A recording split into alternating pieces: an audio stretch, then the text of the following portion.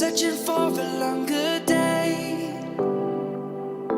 People feeling like the light has just come. We must never stop the way, yeah. Clouds jumping and I hear my name, grasping into a life. Life is happy but it's so insane. We must merely make a start. Savannah, I'm coming home. Savannah, we'll never be alone. Savannah, the beauty of the world. Savannah, let's all take a roll. Savannah.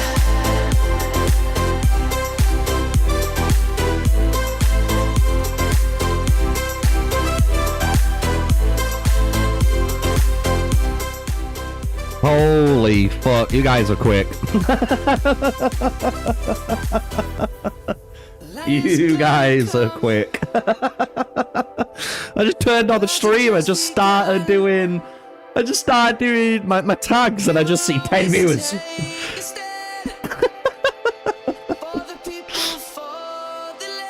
As soon as I put Riot in, everyone's in. I see how it is. I think I've cracked the code.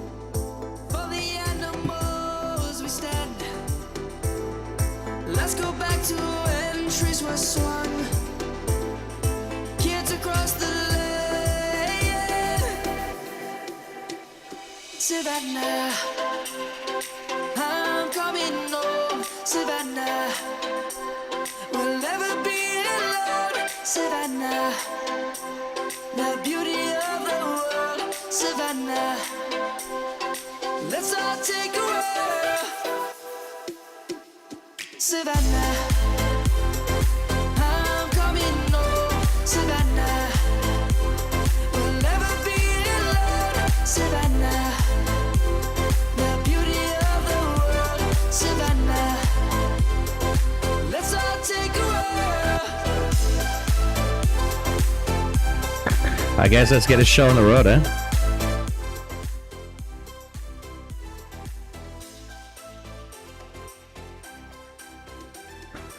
How are you guys doing? How are you all doing? Steve won't be staying for long. You should be working, buddy. You should be working right now, buddy. What are you doing in chat? Yeah. I thought, why not do a stream for a couple of hours instead of, you know, not doing anything.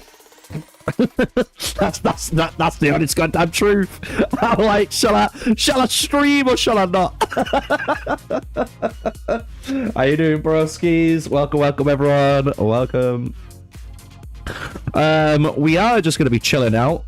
I'll let you guys riot and say as you please in chat. But on the cards today will be, firstly, we're finishing it off. We're finishing it off.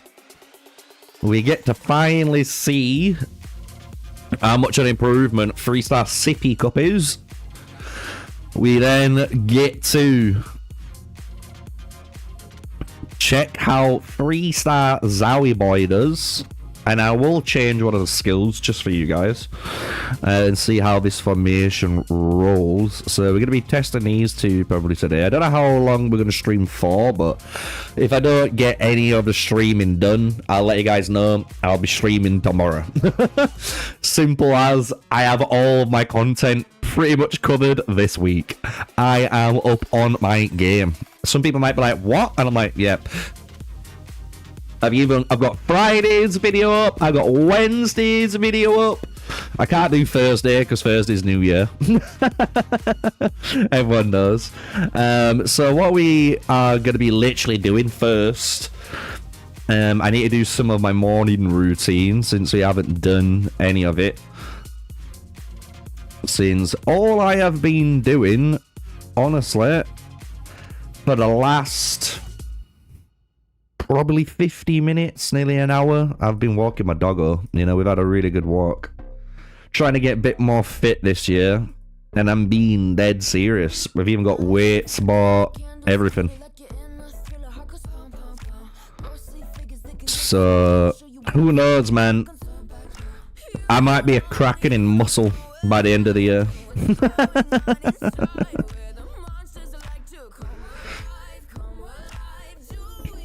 So what we need to do, if you're not guessed it, is do my dailies. Why? We need them tech points.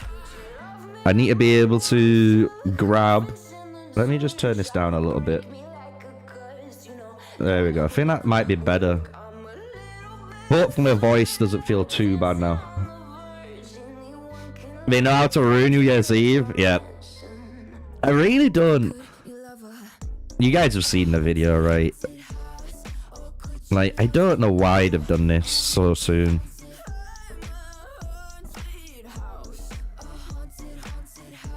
I'm not even buying them. I'm not even buying them. I know the whales will, but look, I'm not buying them. If I'm the only content creator that doesn't buy them, I'm just saying, I'm the one with you. If you see any of the other content creators starting to buy them all, apart from Timmy, I'll excuse Timmy. Timmy did buy them all just so you guys could see. But if anyone keeps buying, that's all I'm saying. You guys are the real enemies of the state. We bought the New Year's. I was kind of shocked that this was free. It was free? Like, excuse me? The dev's feeling okay? We got something for free. What the fuck? I haven't even opened them up. Look.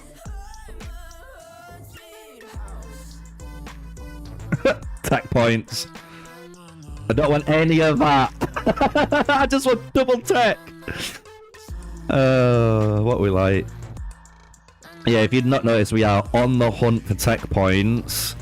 And if you guys are wondering, since obviously Kochich, I want to call him Kochich or Kochich, because I think his name is like, I don't want to say like Czech Republic, but I think it's from that area, you know, like Lithuania, Czech.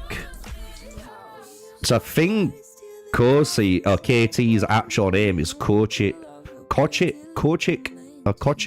Tata. I think that's how you pronounce his name. Legit. And since he gave obviously the 1,000 Apex you guys saw before Christmas, we have been obviously spending it. We've still got a good chunk of it still, you know what I mean? But what that has been able to do, I'm actually quite happy. And we're almost there, man. Like I said with the tech points, we're almost there, man. We got this, and this, you know. Any giveaways? Not today. If we were gonna do a giveaway, it needs to be the community helping, you know. I know Sagam did a giveaway, but it wasn't just Sagam. It was literally Lou's community. So it was like Lou, Karate, I think Cess was in it. There was a few people that all came together and did, you know, they did the giveaway for Sig, you know. If people want to do that, I'm happy to host the giveaway, but look, I'm not being the only one who does all this shit. You know, I get I want to do giveaways, but I'm not paying for it all myself when others don't and they get all the reaps from it, you know? I'm just saying. Just saying.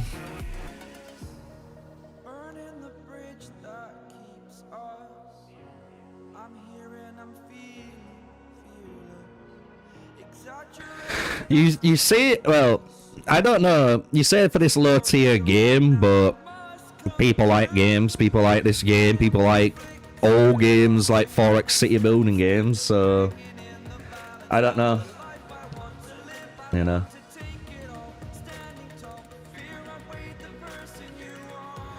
So I don't know what it's going to be like for new players.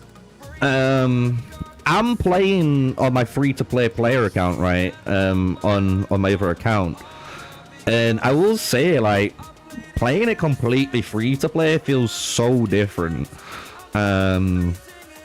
Especially from probably the free-to-players playing it, you know, 1 year ago.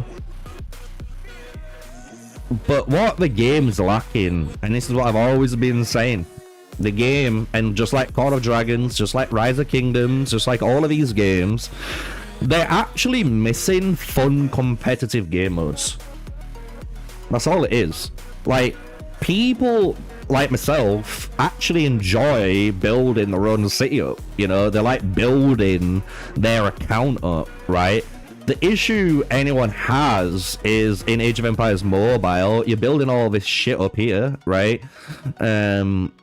And you're building up your formations, but apart from, obviously, the mightiest empire and the desolate desert that's rolling around, you don't really get that much fun with your account, you know? You don't get that much fun with your formations. And, like, I'm hoping the devs, like, start looking at, like, Battle of Dawn, Wonder Contest, and think of way more games or game modes like that, because I think anyone wants to be able to play the game at their power level against other people at their power level. So it's not rocket science. Like, if I legit made one of these games, that's all I would do. It's such a simple formula. Let people build up their account, offer 5 to 6 different game modes, let them play. Let them game. But when you've got all this weird shit, it fucks up, you know?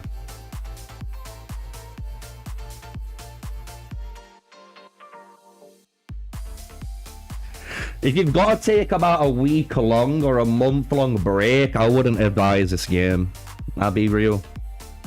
It's like playing World of Warcraft, RuneScape, most of those games where, to be honest, like, when you start, you never want to stop, right? Like, you just keep grinding. You keep grinding, keep grinding, you keep playing, you keep playing, you keep playing, you don't stop. Because if you stop, you fall behind on the progression that you would have been making, you know? It's just one of them things.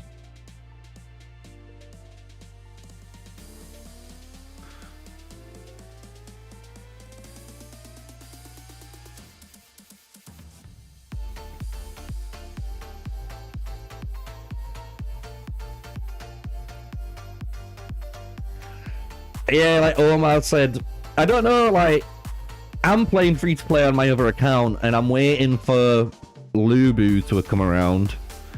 I will say, like, playing free-to-play so far, it's not been probably as stressful. Does that make sense? Like, I'm not worried about as much stuff. But I can imagine if you're playing properly as F2P, you are playing and you are constantly making sure you do everything that you can do for your account. So it becomes a lot more grindy. I will say that. But the difference is as well, what I think it's just a weird one to say, but I think another weird issue we're having in the game right now is, like, when you look at, like, servers, right?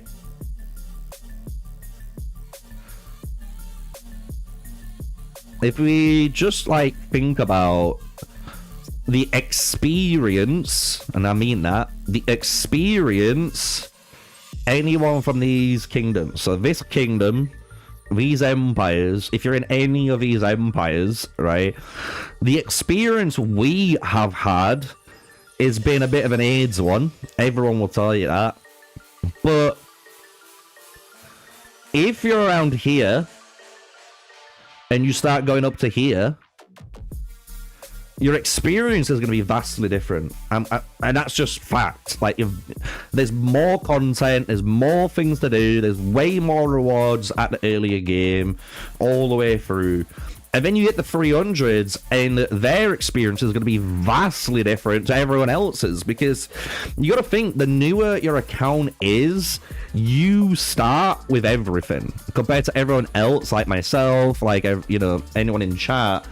They're trying to play catch up, and because they're playing catch up, it just doesn't feel right, because we're with the initial burst, right? We're with the initial play group.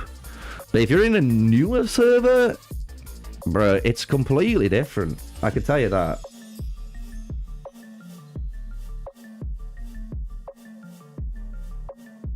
Yeah, but Bren, bro, that's like every game.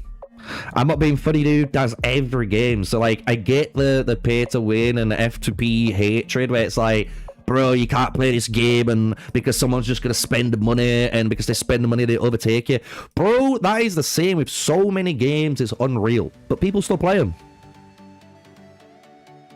Lost Ark. You play Lost Ark, you can play Path to Exile. Bro, I can spend the money in those games. I can get an advantage over here. Final Fantasy, the same. WoW, the same. Like, there's so many games now where paying to progress or paying for an advantage is so normalized. It's crazy. Am I saying it's a good thing? No, I'm not saying it's a good thing, but I really hate that point, because it's such an old point. Like, I prefer other points people make, you know, not just a simple, oh, people spend so you're a higher. Well, obviously, if I spend more money on a better chef for a better steak, I hope it's a better fucking steak. You know, if I pay for a $5 steak and a $50 steak, I'm hoping the $50 steak's better. You know? But I will say, newer servers, like, I can probably show you. Let me, and I'll come back. I'll come back to my main account so we can crack on. But, like, let me just switch. Switch so you can't see any of this weird nonsense. There we go. Let it log in. So you'll see, like, look, I played, I want to say 35 days pretty hardcore. Pretty hardcore. Like, my first month were pretty hardcore on my free-to-play player account. Now, especially in December, my F2P account, I never played as much, just because my main account, we got migration, obviously all the shit happening on with content, so it honestly dropped me down, right? So I'm only 4.8 million, which I should be around probably 6 million power now. Because, like, the rankings is this in our server, right?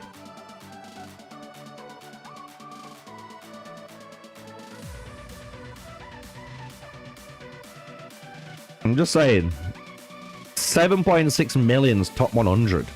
And I reckon if you're free to play, you should be around, especially me, I should be around, I want to say like 6 million, 6.5 million power, I reckon. It's just because I haven't been able to upkeep everything, you know what I mean? Like, I've not been able to keep killing these. As you can see, I'm still on only level 12. I've not been able to every single day empty the stamina out. You can see over Christmas I didn't even hit the login streak. So if you play the game free to play like I did for the first month, and you keep playing through, you should be a lot further than you think. And when you compare that in a newer server, it's so different. And that's what people don't understand. The new player experience here is so different compared to how we play. And you have to think, if you're a new player playing this game and you're seeing all of this stuff now, which we started to see all the time, hey, you'll be happy. You've got things to do, you know? You've got tasks to complete, you know? You can keep pushing. We've even got our first mightiest empire. Look at that. First mightiest empire. And I'll be trying to fight with this free-to-play lineup. Completely free-to-play, you know? And then I'll try this out until I get Lubu. When I get Lubu, it'll feel a little bit better. But like I said, you got to think, we've already got the Radiant Sea. I've got the Radiant Sea and I'm Town Center 24. Do you get what I mean? Like, it's so different to play the game as a new player now compared to, you know, a new player 1 year ago, right? Am I saying it's good? Am I saying, you know, like, the game, how can I put it? I don't want to say, like, you know, it's all positive, but from where we play to where we are, you know, now, like, it's night and day. You get what I mean? So people will tell you, playing a new account, especially in like the Empire 300s, I guarantee you, you're not gonna have the same problem as the global servers. Nowhere near as hard. I know there is a Empire in here that's Empire 272, and they have 10 to 15 King Arthurs, but that's like the exception. I don't value exceptions to the rule, you know? That's me. Yeah, it's different because you're in what you call it? You're in Empire 108. So I was saying before, you know, if you're in Empire 0 to 200, the game, because we played the game from global, is vastly different to someone playing the game right now from the beginning. Like, it's as simple as that.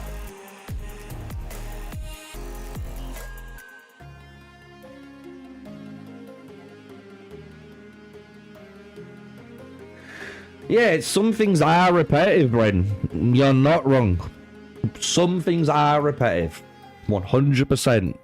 But do you want me to like boot up Rise of Kingdoms and Call of Dragons? And do you want me to boot up even like Raid Shadow Legends and Infinity Kingdom?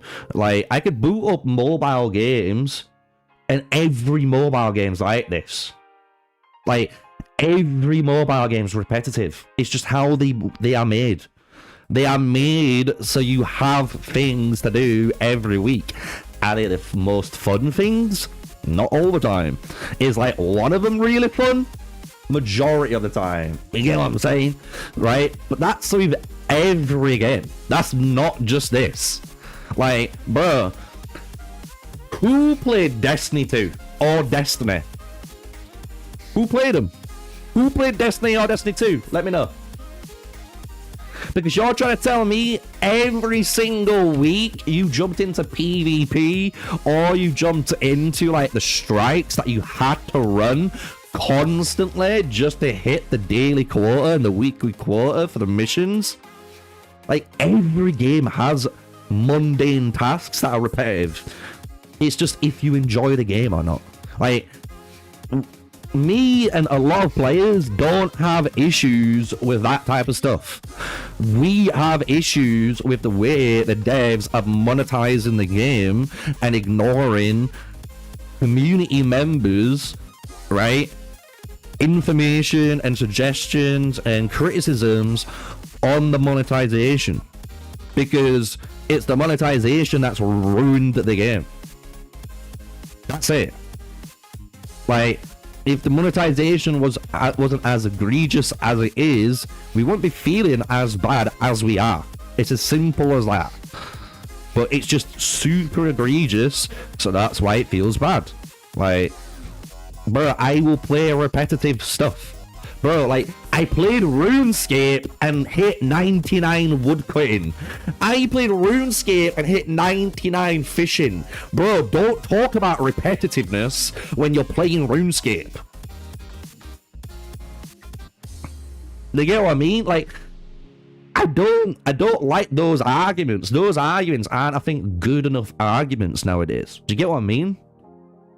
And it's not just like, and I'm not defending the devs by no means, because A, I don't get paid by the devs, and I should. I don't get paid by them, and B, like, I obviously want Age of Empires Mobile to be a good game. I cover this game.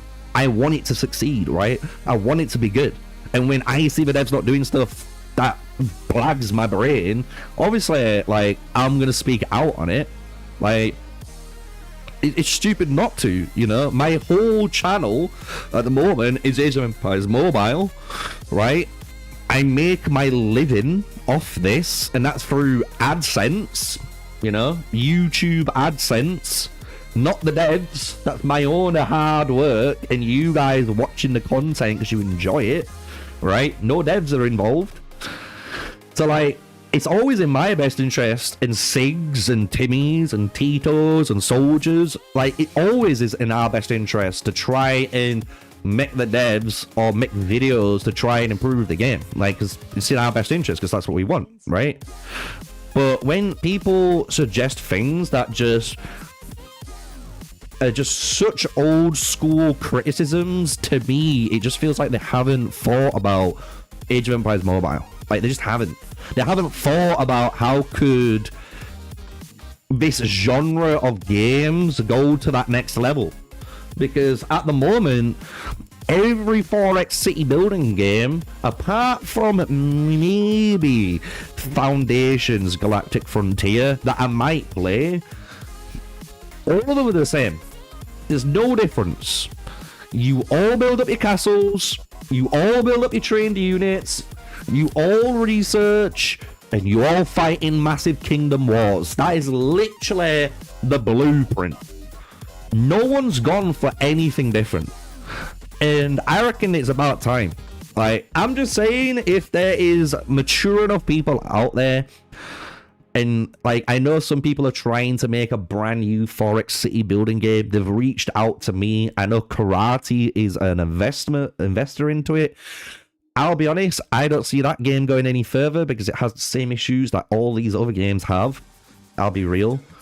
And they're not evolving. Like, these games need to evolve to make it, you know what I mean, like, enjoyable. Because at the end of the day, no matter who you are, if you like these games, it's for mainly two reasons. A, you actually like building something from nothing and working on that over time, you know? Like, you like to have a project and just keep working on it, right? That's what your account is. But then you also want to see that project be played, right? So it's like you just built your first car, you know? It's just the fact that, like, you built your first car, no help. Now it's time to drive this thing. You know what I mean? That's what these games are missing out on, honestly. Because all these games run these really bad events like Golden Expedition, Mighty's Empire, Desolate Desert. And yeah, that was really fun 10, 15 years ago, bro. Like, they were fun 10, 15 years ago. And especially when you have, like, Rise of Kingdoms, where it showcases, you know, a lot of players and a lot of matches all fighting at once. But we're in the modern day era. And people just want a game at times. And there isn't that. Like, I am telling you, if Age of Empires Mobile had where this expedition button is, you could go into, like, Wonders, Battle of Dawn.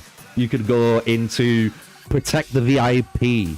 You could go into Push the Payload, right? That's 4 modes already, and 2 of them you've already got in Age of Empires Mobile. You could put into the expedition area, and guess what? I can just queue and play with other people no matter what empire they're in. We can queue up and we can game. Because no game does that, bruh. You know? It is though. Criticizing repetitiveness is old school. I'm sorry, man. I've heard that argument 15 plus fucking years ago, dude. And it was valid 15 plus years ago. But literally, these games and all games are repetitive in nature. If you disagree, then I'm sorry. I just don't think you understand games. I've done game development in college and university. Repetitiveness is key, right? And repetitiveness is what part of those games? What isn't repetitive of literally jumping into a strike on Destiny and running it through every 3 minutes just to get an engram? What's not repetitive about that? What's not repetitive of putting all the U trees in the world? I don't know. What isn't repetitive jumping into a Fortnite's battle round every single fucking round, dude? Repetitiveness is part of the culture. If you think it isn't, I'm sorry, you are delusional. You are delusional. You know? Craziness. Oh, man. It's like I said, to me, these games need to evolve. And the way to evolve is to allow players to start playing a lot more like mini games. You know what I mean? Like, imagine you are playing, you know, this is Age of Empires Mobile. Imagine if they actually went to Age of Empires 1, Age of Empires 2, Age of Empires 3.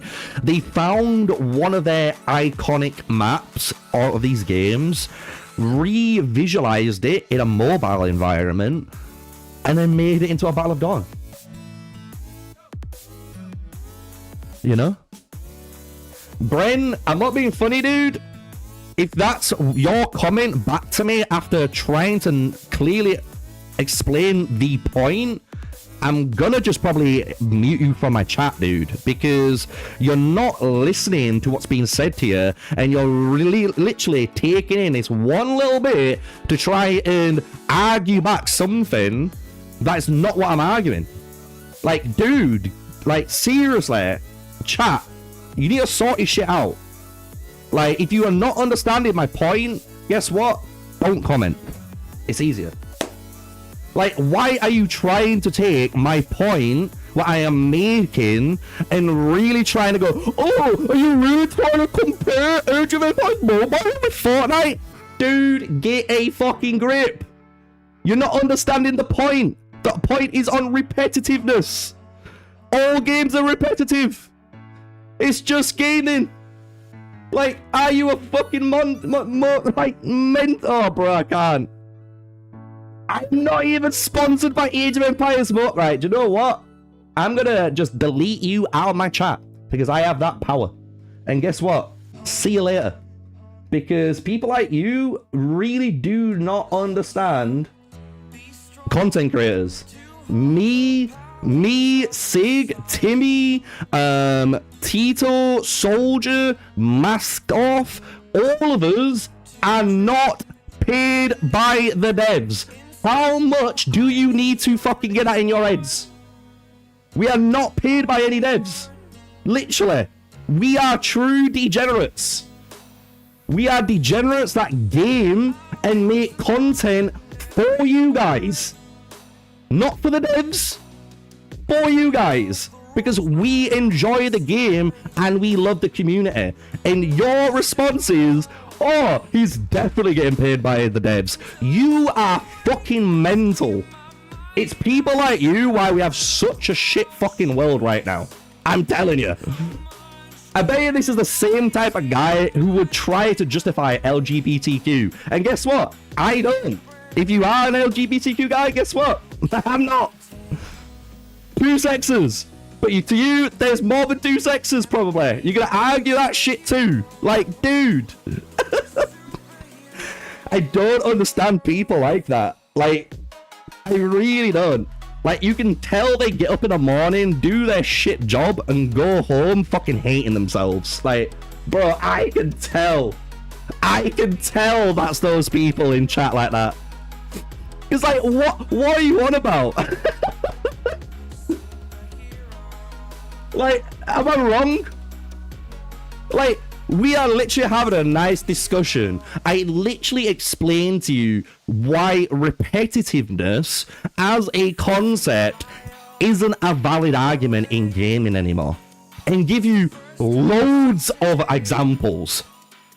Age of Empires, Rise of Kingdoms, Destiny, Fortnite, RuneScape, World of Warcraft, Magic the Gathering. Guess what? All games are repetitive. It's nothing about that. It's about actually providing a service that the community want. And if the community ain't wanting the service you're providing, clearly you fucked up. Like, bro. In it. Like gold. People who are like trying to fucking hate reply and talk shit, you're gonna get muted because today is not your day. If you want to try and call all Age of Empires mobile content creators sponsored, guess what? I'm gonna fucking yeet you out of the building because you are so underqualified in knowing what you're talking about that you just spew nonsense to try and hate on us. Like, you think Sigarm and me are paid by the Age of Empires mobile team? Do you actually think that, guys? Do you think someone who's only got a 73.6 million account is being paid by the Age of Empires mobile team? Are you fucking delusional? You must be delusional. Bro, the devs only support us with competitions. Competitions. Imagine that. Imagine being a content creator, making really good content, and then some guy view bots you and beats you and gets the $200. Is this what game we play? Is this what game we want to play? Are you guys really think you know what you're talking about with content creation? But do you know what? Become one. Yeah, you. Become one. Become a content creator and tell me everything you just said is true after even a month on the job. Tell me. And when you're wrong and you start crawling back saying you're sorry, I'm gonna drop kick you like I drop kick a fucking rugby ball over between the goals. Because Jesus Christ, it is so frustrating to hear people talk about content creators when they don't fucking know anything about content creation. Seriously. Like, it is frustrating. Like, people are just mad. Absolute mad. Honestly. They're just fucking mad. What are you gonna say now? Am I sponsored by Monster? Am I? Am I sponsored by Monster because I'm drinking a Monster on stream? Is that the world we live in? If it is, someone needs to, like, you know, call my accountant or something because I'm doing something wrong because I'm not being paid. I'm just saying.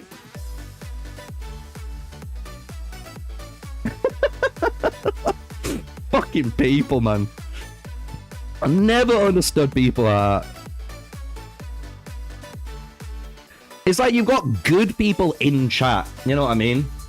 Like, you've got good people in chat that understand discussions, understand points being made, understand, like, the whole point of discussing a topic, right? And arguing a topic from different points of views and trying to be unbiased, because it's so hard to be unbiased, right? Everyone, even me, dude, everyone has some sort of bias, and it might be just like an experience bias, you know, anecdotal bias, could be anything, right?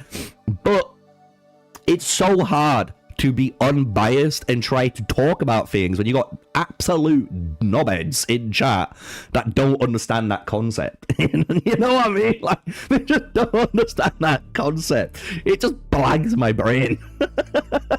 Like, why open your mouth if you don't understand the point? Like, shut up. The men are at the table talking. You're a little boy.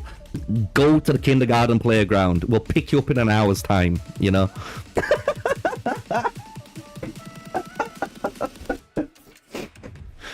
Oh, yeah, no. This is what I mean. I know life's hard, guys. I get that, right? But you can tell from those guys that comment the way they do, they don't think that, dude. They think the world works in one way and one way only, you know, and they probably think that is how everything is. And it's just like, no, that's not how it works, bro. That is an illusion. That is an illusion. Right, let me summon some shit anyway while we rant. let me kill these guys. Before we do though, I do need to equip like I did with all the other testing I've done, because I'm not a downer and I don't forget these things. I do need to equip the level 1 gear. It might not sound like much, but I did equip the level 1 gear on the trip and on the 1-star Scipio. So it's only fair to do the same to make the testing as equivalent as we can, right?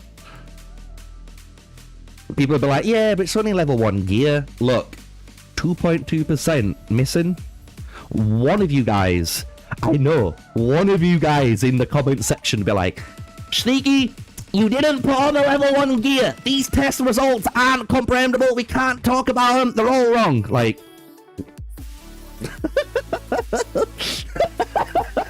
you know what you like. I know you guys better than you know you guys.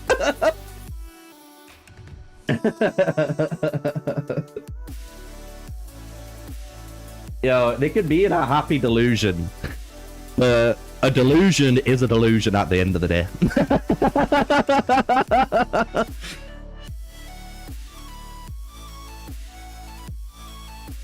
Oh yeah. I don't get me wrong, I would love, listen, I would love if I could somehow become the CoffeeZilla of Age of Empires Mobile. Like, I don't think you guys understand. I would love to do, as like Aaron just said there, I would love to be that investigator and check Satessa's account and be like, is there a way we can validate that's a real person?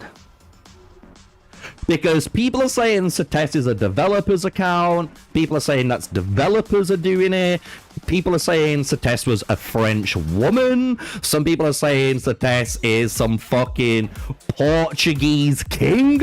Bro, I have heard nearly every single story over Satess. I'll be real. Like, the myth of Satess is wild. And it's one that needs to be explored. But I don't know how I'm going to do that. You know? I'll be honest, I don't know. I don't know how I'll do that.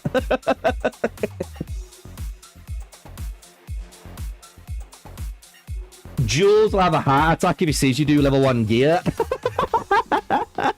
Bro, don't worry. Like, I've got level 80. It's just, you know, I'm working on right now this gear, as you can see.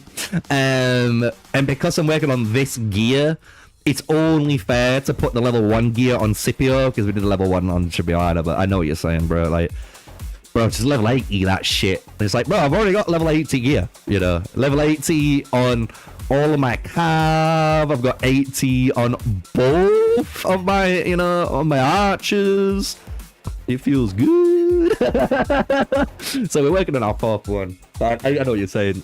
Jules will probably slap. He'll be like, Sneakyy, what the fuck you doing with your life?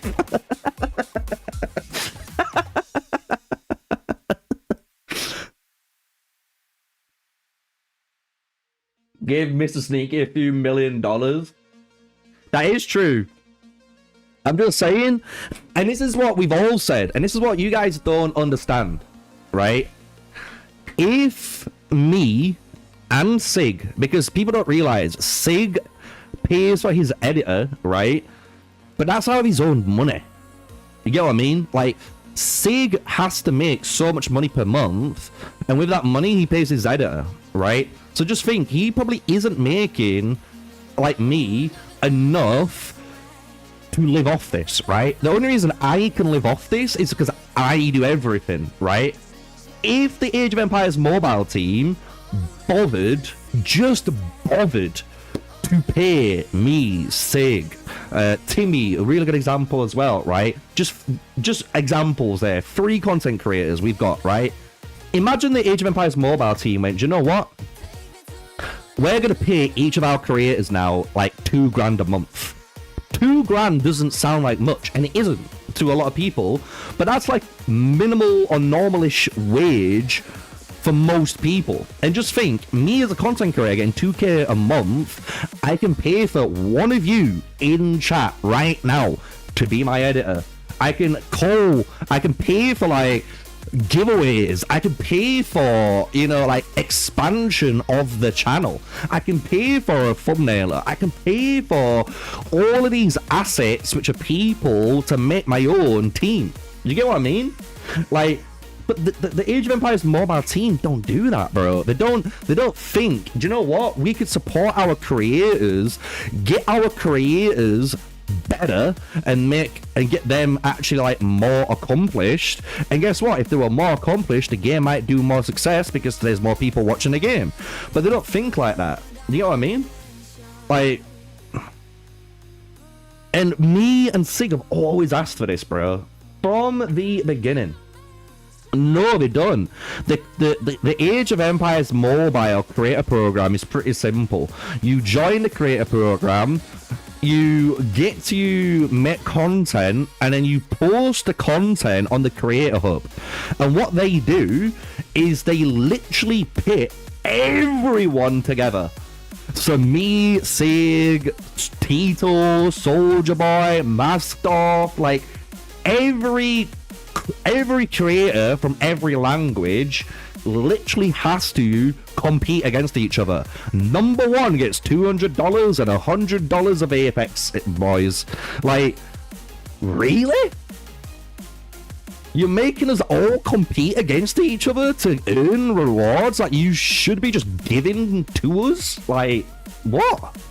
Like, I'm telling you, I have never Call of Dragons, Whiteout Survival, and even Supercell's program, I am telling you now, do not work like this. Like, any game I have covered doesn't do this. You know? Just don't.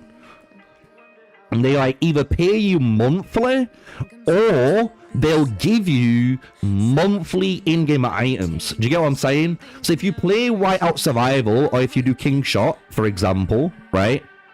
You do any of them, you will earn for your account in-game currency like Apex coins, and you can buy and you can work on your account, because at the end of the day, the Whiteout Survival and the King Shot team know, look, we need to help them out. They're spending money making content, like, bro, we need to help them out.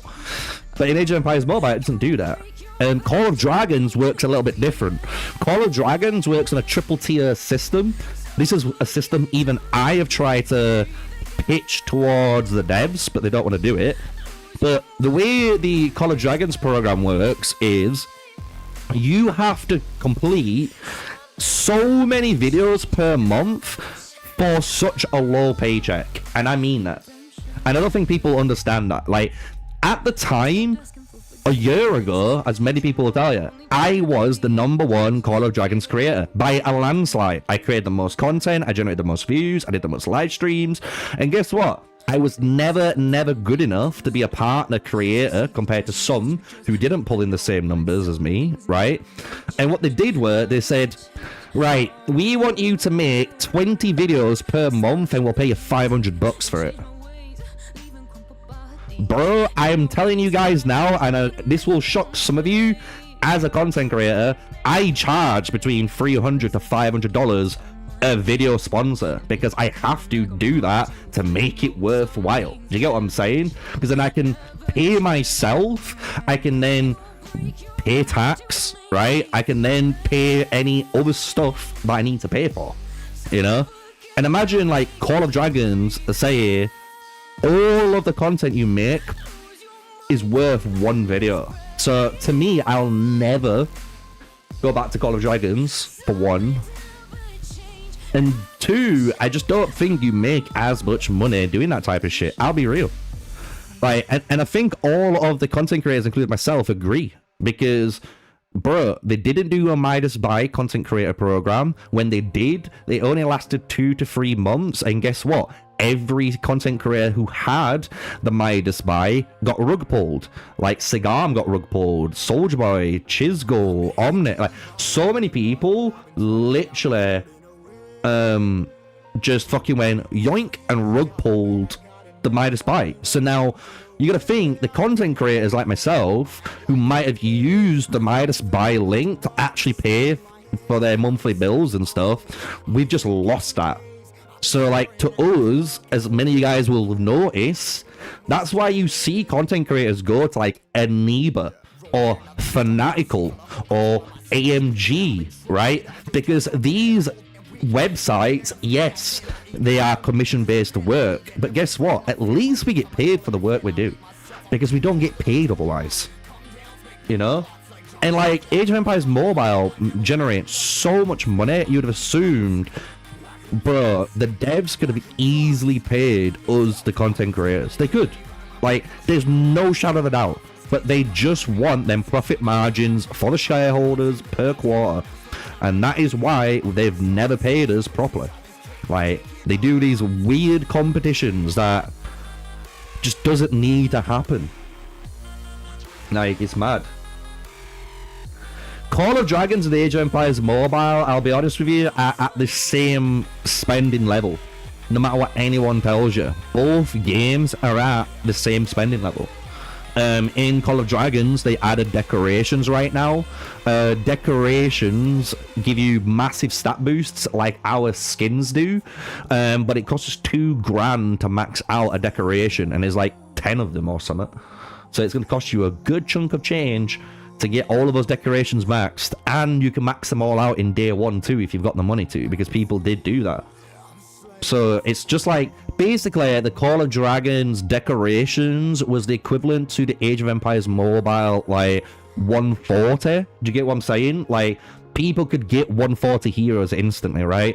People can get max decorations instantly. And if you've got max decorations, it feels like you've got that T6 unit, and people are on T5. So it's like, every game you play, Age of Empires, Call of Dragons, Rise of Kingdoms, Infinity Kingdom, all of them are going to be like that, you know? It's mad. Like, they're all the same in terms of like how much you need to spend. I will tell you, Lords Mobile is the #1 most greediest game I've ever seen, and I would probably consider Whiteout Survival #2. But it just baffles me. You gotta think, like, I'm a content creator, this is my job, you know? If I don't put out the videos, I don't make good content, I don't entertain you guys, like, bro, I can't feed my fucking, like, little kid. I can't feed my fucking girlfriend, we can't pay the bills, we can't do fuck all. You know what I mean? Like, so that shit stresses, you gotta think, like, me, the content creator. So I never understood why these devs just don't make a good creator program. Like, it doesn't even take that much effort. And they were like, yeah, but we don't have that many content creator, no, community mods, right? Content community mods. So like, you know, they've got Emblem and they got Munia, right? Which is fair enough. But guess what? Call of Dragons had 3. We had Octo, we had fuck's sake, what's her name? Asaya, and we had one more. Call of Dragons only had 3 major community managers, and guess what? They was able to operate their program. You're telling me with 1 less person you're unable to do that? Bro, hire me. Like, hire me. I will make your content creator program and game much better. Like, infinitely better. But they won't do that because it's costs, man. It's adding to costs. And the issue we see is literally the devs care about the costs over anything. And I don't know if it's because of the the shareholders. I don't know if it's because of Tencent, because I don't know if you guys understand this, but Tencent owns Timmy Studios. Like, I don't think you guys understand that shit. Like, even though we hate Timmy right now and all this shit, it's Tencent Studios. Like, I'm gonna showcase how much they own, because I don't think you guys understand this shit.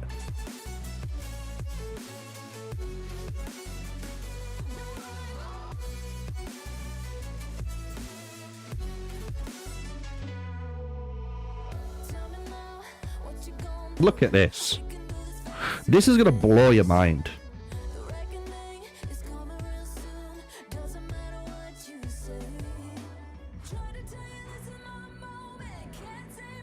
I don't know why my Age of Empires closed. It did. I don't know why. It just did. Deal with it. Let me open up my OBS Store. Right, look. This is how much Tencent owns. Right, and you're trying to tell me Tencent can't fix this shit. It's craziness. They're one of the biggest companies in the world, and I mean that. No, this is a MUMUPLAYER. Look at that!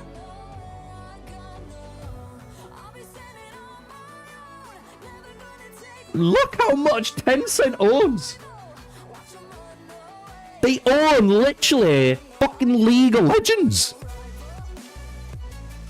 They own League of Legends. Anything you see right there, guys, Tencent owns. Including Timmy Studios. How wild is that? Like, so to me, it's crazy that Tencent, who own Discord, own Twitch, as well as Snapchat now, and all of the shit you've got here, can't manage to fix this game. Like, yes, correct. Tencent is the BlackRock of the gaming industry, and I will tell you, if you guys didn't know, you should have been invested into Tencent last year, because they're doing really fucking good this year. Even with the ups and downs on stocks, they are doing good. But yes, they are the BlackRock. I think only investors and people who look at stocks and companies know that shit.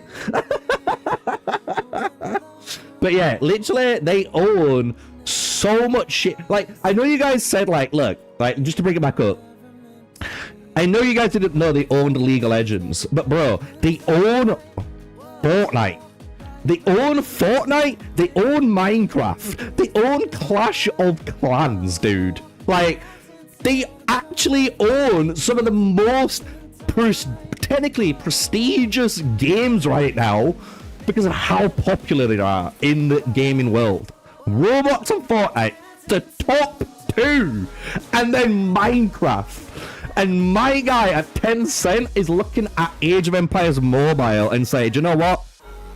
That's a success, that's a success, that, you know, we've got everything nailed. Like, bro, I don't know if someone at Tencent's watching this, but phone me up, hit me up with an email, dude. I can pitch you how to fix this game, because it is crazy. It's just craziness. Like, I don't think you guys realize, you know, like, especially me, I'm a content creator, right? As you guys know, obviously. But for me as a content creator, I need to know this stuff. It sounds mad, but you gotta think, I'm a content creator. What happens if Age of Empires Mobile dies, right? You're probably all thinking that. Well, don't worry. I've already got sponsors for other games lined up. You get what I mean? Like, we have those options. So, fix your game so I don't have to use those options. Like, I'm putting it into perspective here, right? I could, and I bet you Sigam could too, right? And this is 100% true, and it will mind blow all of you guys, right? But I can guarantee you, me, Timmy, and Sig if we wanted to, and we left Age of Empires Mobile, which we won, hopefully, because we enjoy the game, we love you guys, the community, right? If we left this game, I could just say to him, start Raid Shadow Legends. You can get paid 2k a month for doing what we do already. Like, literally, I have turned down $2,000 a month to not cover Raid Shadow Legends. And I think anyone in their right mind would be like, bro, you could be paid 2k just to cover Raid Shadow Legends? Bro, I'd do that in a heartbeat. Even if I hate the game, I'd do that. You know? You know? Like, or any of us could do that. So to me, Age of Empires Mobile is in this framework where, look, even if this game dies, content creators got other places. But I feel like Timmy Studios, I feel like Tencent, all of those guys need to fix this shit. Put it that way. If you don't fix this shit, I don't know what's going on. Because, like, you gotta think, like, NetEase, right? NetEase is another big company. They've just bought Destiny rights, right? Because they own Destiny Rising, the mobile version. Bro, anyone will tell you right now, if you play Destiny Rising, bro, it is so much more fun than Destiny 2. Like, it's just it somehow feels more like Destiny than Destiny. And we need that same kind of love and care to this game. We do. Otherwise, shit ain't gonna change. You know?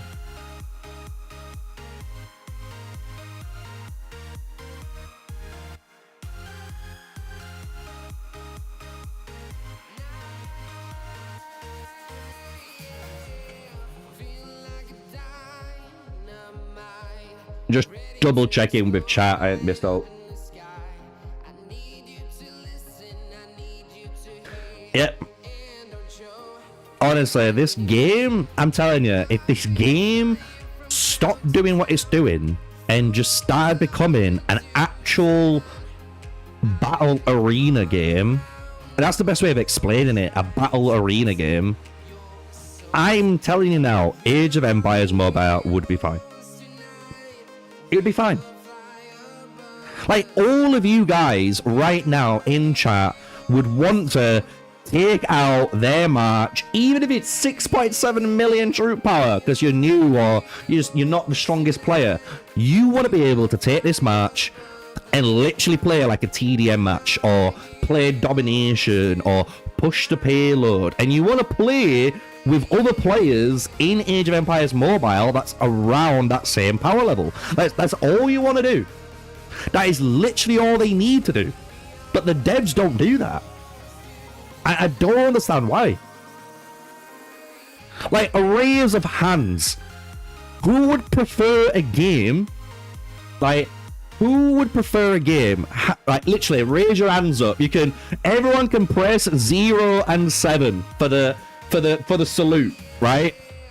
Who would rather play a game where, yes, there is a desolate desert like a KVK once a month or so, right?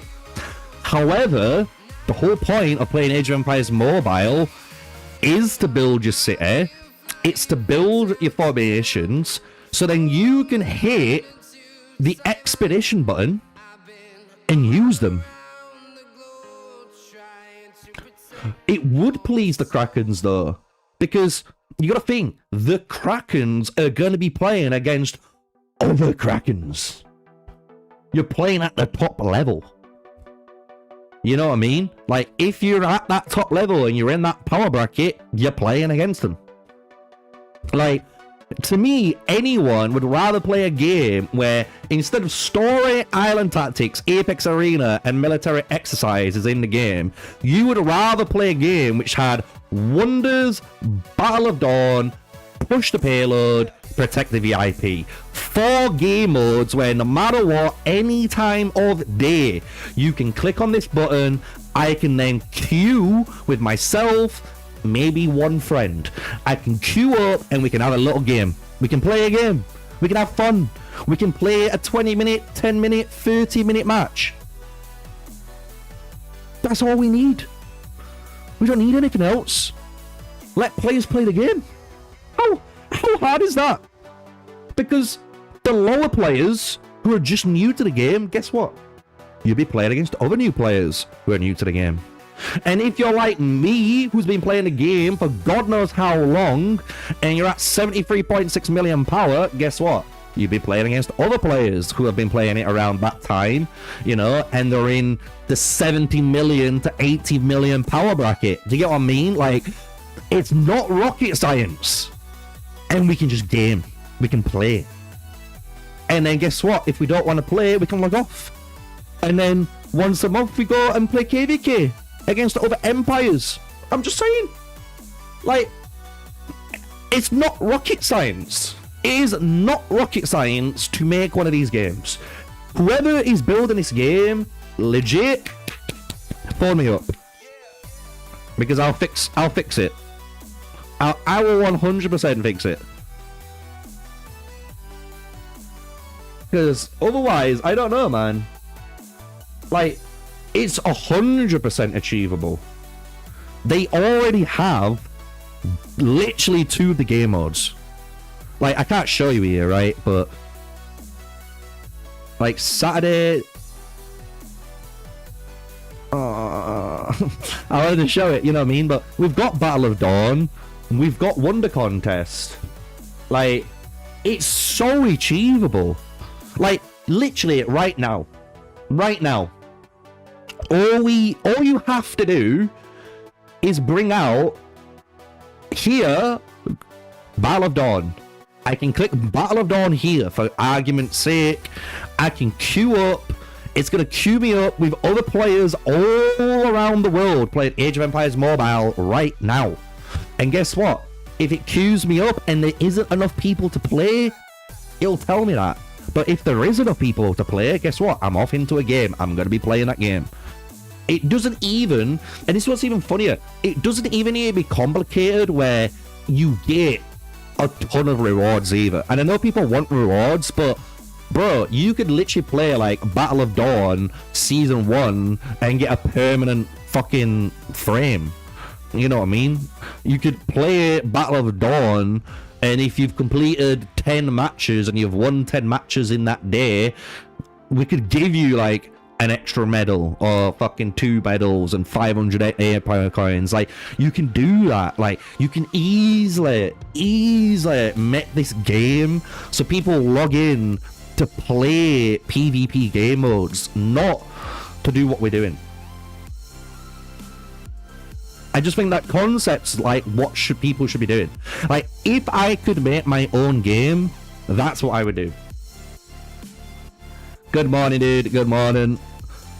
Let me as well, while we've got this here, I need to get my calculator so I can put all this in while we've been ranting and raving.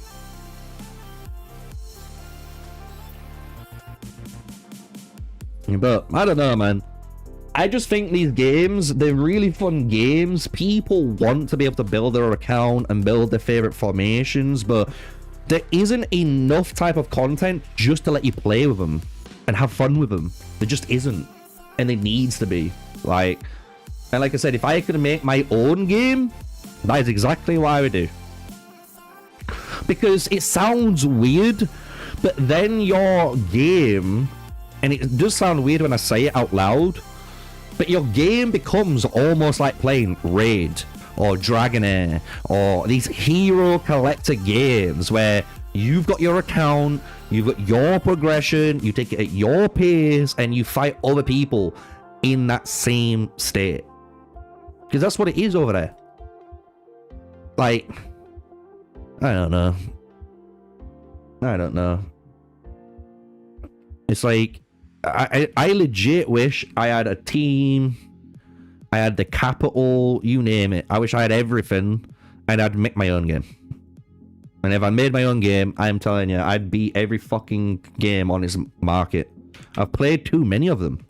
I've played too many. I know what people want, and I know what people don't want.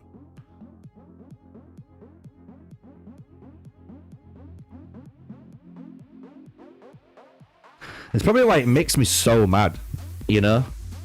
It's why it makes me so mad to see how bad the game is doing in certain aspects when, like, one guy, aka me, and even Sig, which Sig does on his channel all the time, we are able to suggest, you know, different things to make the game better. In different ways as well. Like, we've got so many different directions you could go with this game, but the devs just don't do that. Like surely if you want to make the most money possible, you want to make the best game possible that lasts the longest, because then everyone's going to look at Rise of Kingdoms and be like, why am I going to play that game when everyone's playing this game instead? It's just what happens. It's like, everyone's playing right now. A good example of it, everyone's playing Battlefield, you know? Everyone were playing Battlefield and then, like, Ark Raiders. Bro, people are not playing Call of Duty anymore. Why? Because it's too shit. Nothing's been improved, bro. Yes, it's repetitive. Yes, the gameplay is what you expect it to be, but people want that, just something new, something, just something to stand out, and it never has done that, and that's what this game's done. The exact same thing. You know? I mean, I need to do one more challenge. Rip.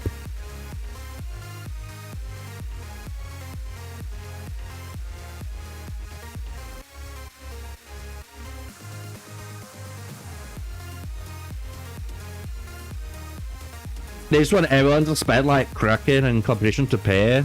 Yep. The thing is, it's just the, like... And this is what pisses me off. It's like, bro, you make a good game. And you make a game where people want to play it. Because they look at it and they go, shit, I want a bit of that action. The more that happens, the more chance you have of attracting spenders to the game, because spenders want to play a game that people are playing. Like, why would I want to spend money on a dead game?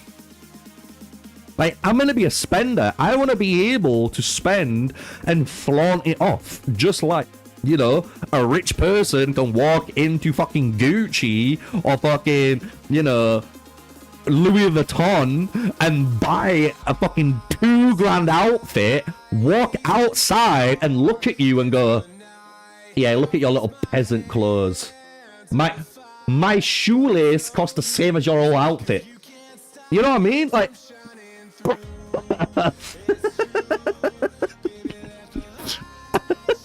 it's just like, people will come if people enjoy it. Like,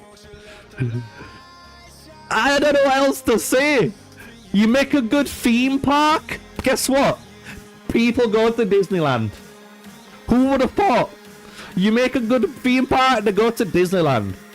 You make a bad theme park, that's why the Friday carnivals have died out.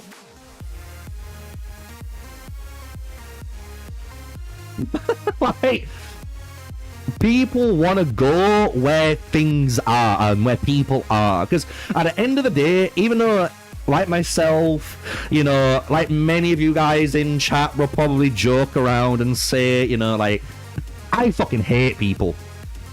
I do. I fucking hate people. People are cunts. And that's me being nice, right? That's me being nice. But at the same time, we're humans.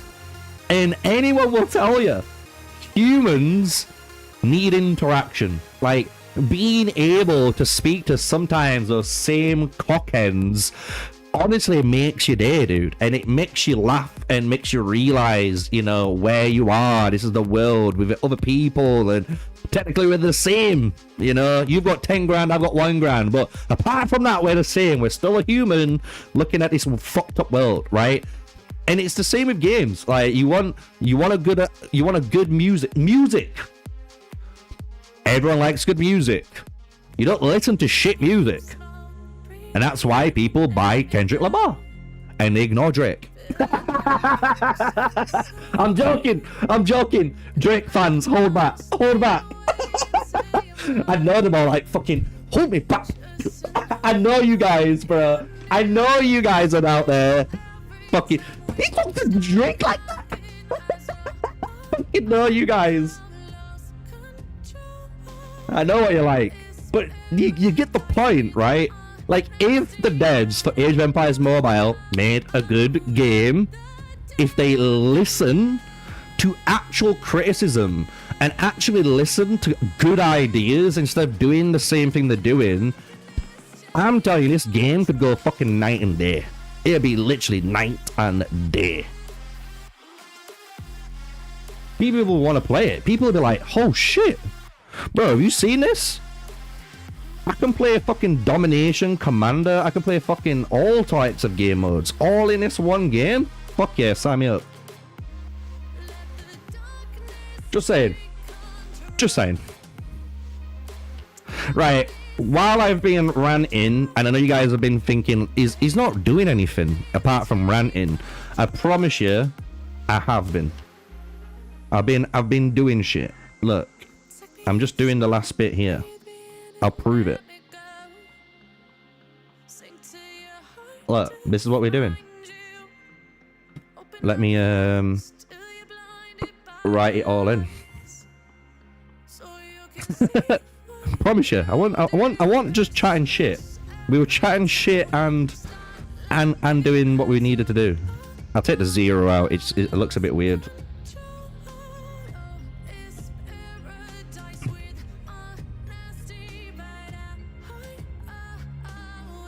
The only thing, I don't know about you guys, I'm actually a little bit tilted with myself because I can touch type my keyboard.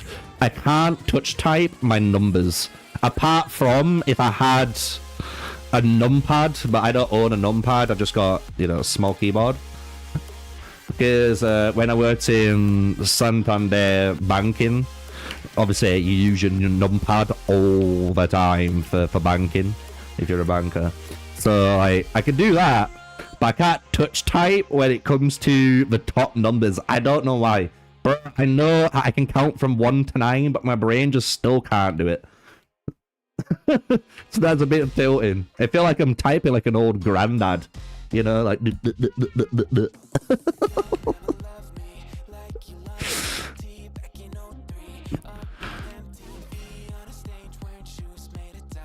One sec.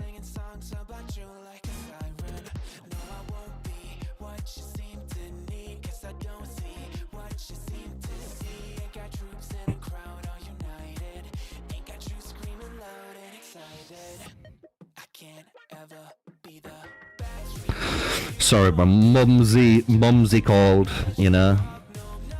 My mum, and so we just gotta be like, you okay? Everything alright? Everyone knows if your mum calls, you just have to fucking kind of pause everything.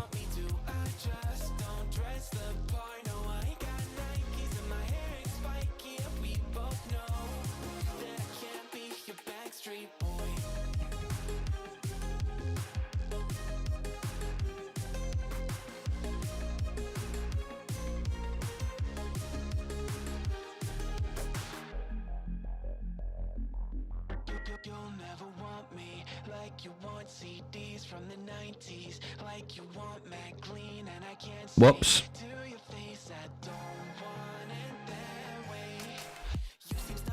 Ah! Just do it normally. Just do it normally. Just do it normally. Stop overcomplicating it. Stop trying to use keyboard shortcuts.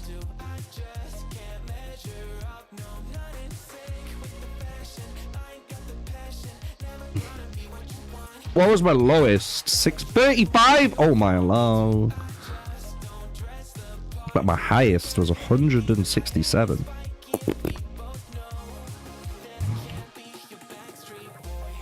Not too bad. Just to showcase the difference here, look at that. That's the difference. And then with Trib, oh, we're doing better than Trib now. See, this is why I like my statistics. This is why I like doing what I like to do, because you can clearly see the 6.14% there. This is from the 3-star Tribuana, which we did before, right? You guys saw it, if you remember, the 3-star Tribuana and the 1-star Scipio testing we did, like, just before Christmas. So this is that data, and look at that. We got the 1-star Sippy Cup in, and obviously the 3-star Tribuana performing better than a 1-star Scipio, but only 4% better. And as soon as we've gone into 3-star Sippy Cup, boom, we're beating Tribuana now, which is what people want to see, where people want to be able to look at a March, right, and go, okay then, I've got my Scipio, and I've got my good old, you know, fucking Tribuana, but I need to get my 3-star Scipio. So what's better, my Tribuana until I get my Scipio? Yeah, it is. Until you get 3-star Scipio, boom. And then as soon as you get 3-star Scipio, it's gonna change. And it's gonna change for the better. Because we already know 5-star Scipio does better too from Timmy tests and stuff like that, so... Look at fucking Goku here, man. You can't photobomb me when I can see you. I see you. If people want to come in frame, they can come in frame, but all I'm saying is please don't come in frame, because I've been farming my I've been farming, you know. Where the fuck is it? Unless I already used them earlier. Yeah, I've been literally farming the meteorites. Because no one's near me. I'm like, no one stay near. Because I just want to get this done so I don't have to ever farm it again.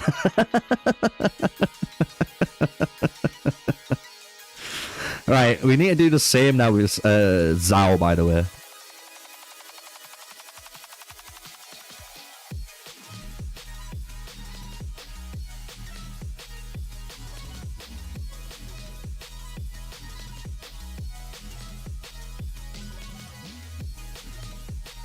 You're free to play, new to the game, chat, behave. I know you're all like fucking vultures out there. You're all fucking frothing out the mouth for Kenzo here. I know what you're all about to say, but I'll be the guy.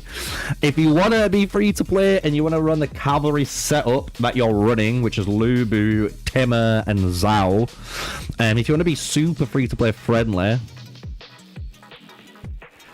you're going to put Ring of the Daisy on Lubu, but this will surprise you. This blue ring is the best in slot ring for Lubu. So you want to get this no matter what, right? Best ring, so you want to pick that bad boy up. If you want to be really free to play friendly, the second ring you should pick up is going to be this Night Wolf. But you could probably get rid of this now. I'll be honest. I reckon you could get rid of this. But the actual third ring you care about is going to be this Ring of the Clover, right? So you want like Ring of the Clover. This could be put onto your Timmer. You could put... I'm trying to think what else we could try. This would be okay, but it's not better for Timmer than the Ring of the Clover, because just doing a 25% flat reduction is enough, right? This is giving you 32% when it's maxed out, and you get that 210% recovery rate, but it's one or the other. So that's a bit of a pain in the ass, you know, because you kind of would rather have that 32% damage reduction every time. I'm trying to think. Apart from that, it's going to be Tranquil Water or Lofty Mountain. I would honestly put one of these two rings or this on your March with Ring of the Daisy. And that's because you need a defensive ring to stay alive. You need Ring of the Daisy for Lubu. For Zhao, it's going to be a little bit of a hot topic. And maybe I can test that out in a moment. Or maybe tomorrow we can test that out. But, you could run stuff like Ring of the Lion, you could run Ring Night Wolf, you could run potentially, you could run Ring of the Bear, like I am doing. There's quite a lot of epic cheap rings that you could run.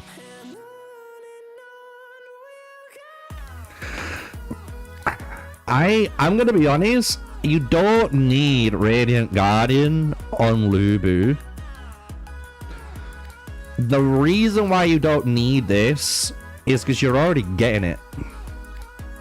Does that make sense? Like, why do you need a ring that is increasing your activation chance by 1% basically, and giving you a 55% chance of doing double attack? Because that's what you need it at. That's level 20. So 1%, 55, right? You don't need that ring on Lubu because this hero does that, right? You have a 60% chance to make Zhao and the next hero enter the double attack state. So this one signature skill outvalues your Radiant Guardian, right? It's the same with Attila too. So it's not just Zhao, it's the same with Attila. So like if we found my Attila, where he is, there he is. It's the same here. Even though it's a 35% chance, which is lower than 55, the difference is this is a 1 in 3 chance of making everyone go in the double attack state. Not just one hero, everyone, right? So because you are already getting the double attack state through Attila or through Zhao, right? Running Radiant Guardian is just a complete waste of a ring on this match. Like, you just don't need it because you are just wasting the activation effect and utility of your ring for nothing, you know? So like if you don't have this Ring of the Daisy level 30 on your Lubu, I am gonna tell you now, get this done. You will be surprised at how much better this one ring does compared to any of the other rings for Lubu. I'm telling you, this is the ring I suggest. Get this, get Tranquil Water,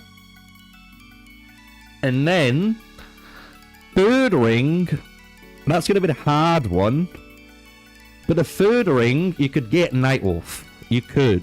Nightwolf, Bear, you could go for a second defensive ring if you really wanted to. You could do quite a lot. You don't need gold rings on this march. That's what probably shocks everyone. Like, and anyone in chat who plays Lubu will tell you, like, you don't need legendary rings on this march. Like, the only legendary ring people might run is this ring. And that's the ring I think Sagam provided to, as a suggestion. But I know many people hate this ring.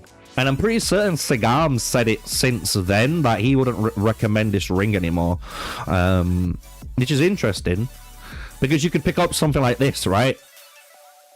Because I'll be honest, I would rather have Celestial Spark over Lord of the Eastern Heavens. Like, literally 9 times out of 10. You gotta think. Lord of the Eastern Heaven, commander damage, troop attack, troop health. Well, guess what? We get troop damage. That's everyone. Our troops damage, our troops defense, and our troops health all increased. And then on top of it, you gotta think, we're getting 20% more might damage for our Lubu and for our Zhao, and we're taking 10% less damage. Like, I'm just saying, this is one of the best fucking things ever, you know? Yeah, like, everyone will tell you, this ring is a very cheesy ring. And what's really funny is people, you know, who bought Lord of the Eastern Heavens and got recommended the Lord of the Eastern Heavens, I can tell you now, they do not hate on people who recommended it onto him as much as me. I recommend a ring, people hate on it, and yet they test it out and they go, oh, actually, it's a really good ring. This one, completely different. People hate it and don't say anything to anyone about who suggested it, because I didn't. I didn't suggest that ring. I looked at it and I was like, yeah, it's okay, I guess. It's okay, I guess.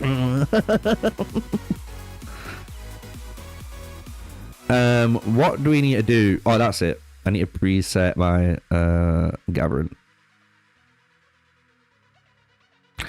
So we can gather one more while we test out this. Why not, right?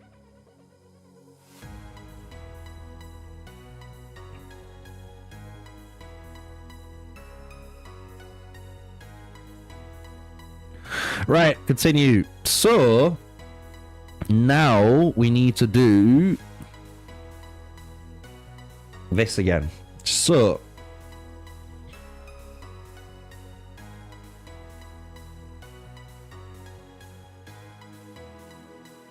supply bounty.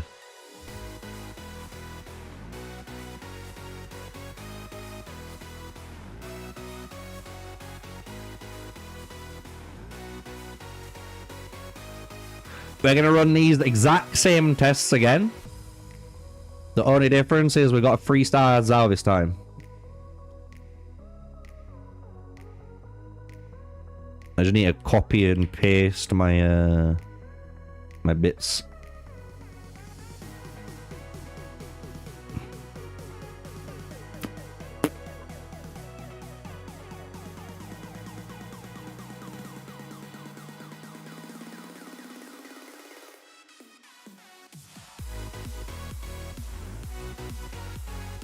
There we go. Supply bounty. March. Lubu. Pima. Zhao. 3 stars. Ay, ay, ay, ay. There we go. Supply bounty.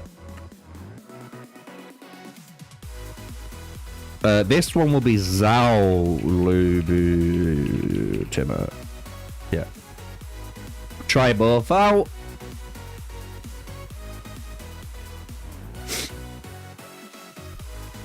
When do we leave this fucking game? I don't know, dude. Did I spend some goodies on the new packs?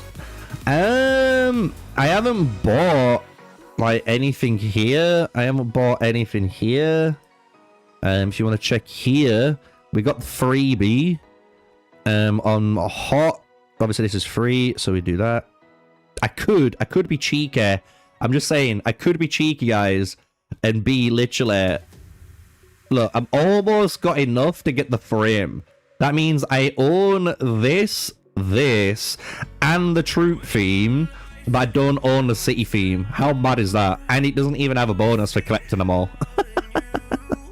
Yeah, spending wise, I haven't bought anything in here apart from these, as you guys know. I'm working towards the good old tech points. So even this one, I've only bought it to the $8.99 because this is not worth the value. It just isn't. I haven't bought these. Like, I haven't bought these.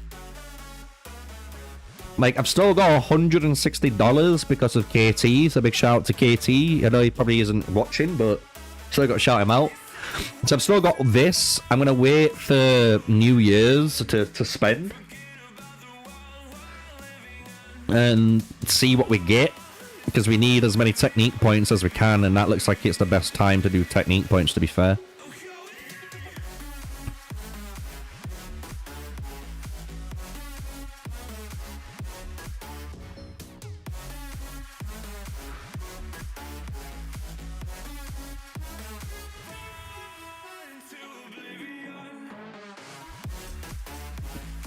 Well, Manuel, the best thing to do if you're running, like, as anyone will tell you, even myself, like, the best thing to do in Age of Empires Mobile compared to any of the other games is to work on one match and one match only. Maybe a second match, tops. But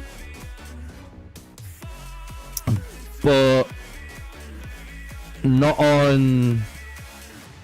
Sorry, I just got a message from fucking... Hell Hades, sorry.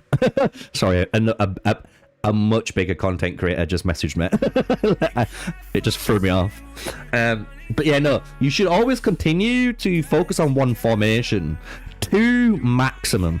So you'll see, like, if we do my troop power, you'll see that quite clearly. Like, this is one of my marches, right? And this is my other march. Like, you can see, like, these are my two main marches, right? Like, this is a little bit lower, and people will tell you that's still not too bad for being as close. But when you look at my other marches, right? Even if I, like, remove this, and I put in, I don't know, let's put Cyrus in.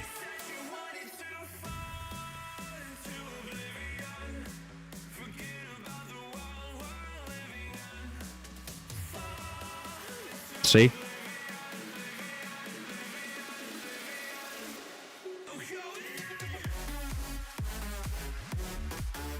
So it's always best to work on the one formation. Like, just go all into the formation. So if archers are your weakest, guess what? Leave them as your weakest. If Lubu is your biggest march, work on Lubu. If swordsman or the pike, you know, if they're your strongest troop, work on them. Don't spread thin. If you spread thin, you'll get fucked over.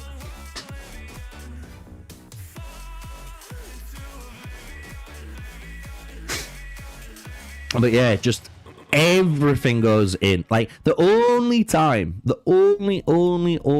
ever time you start to try, you know, building a third or fourth match is like I have done in, like, gear, you know? So, like, all of this gear is level 80. All of this is also level 80, you know? All of this is level 80. Well, if all of my gear is level 80 and I'm still wanting to get more gear and I'm getting more pieces of gear, then, as you can imagine, like my Ramses, I've got level 80 gear here, level 80 gear here, and then level 80 gear, you know. So if you're doing stuff like that, that's fine, but always work on the formation. So like now, I am working on getting this ring, as you can see, to 20. So I'm getting this ring to 20, and then I'll be eventually getting it to 30, and then maybe 40, but definitely to level 30 at least. And then I'm also working on getting my Radiant Guardian to level 20.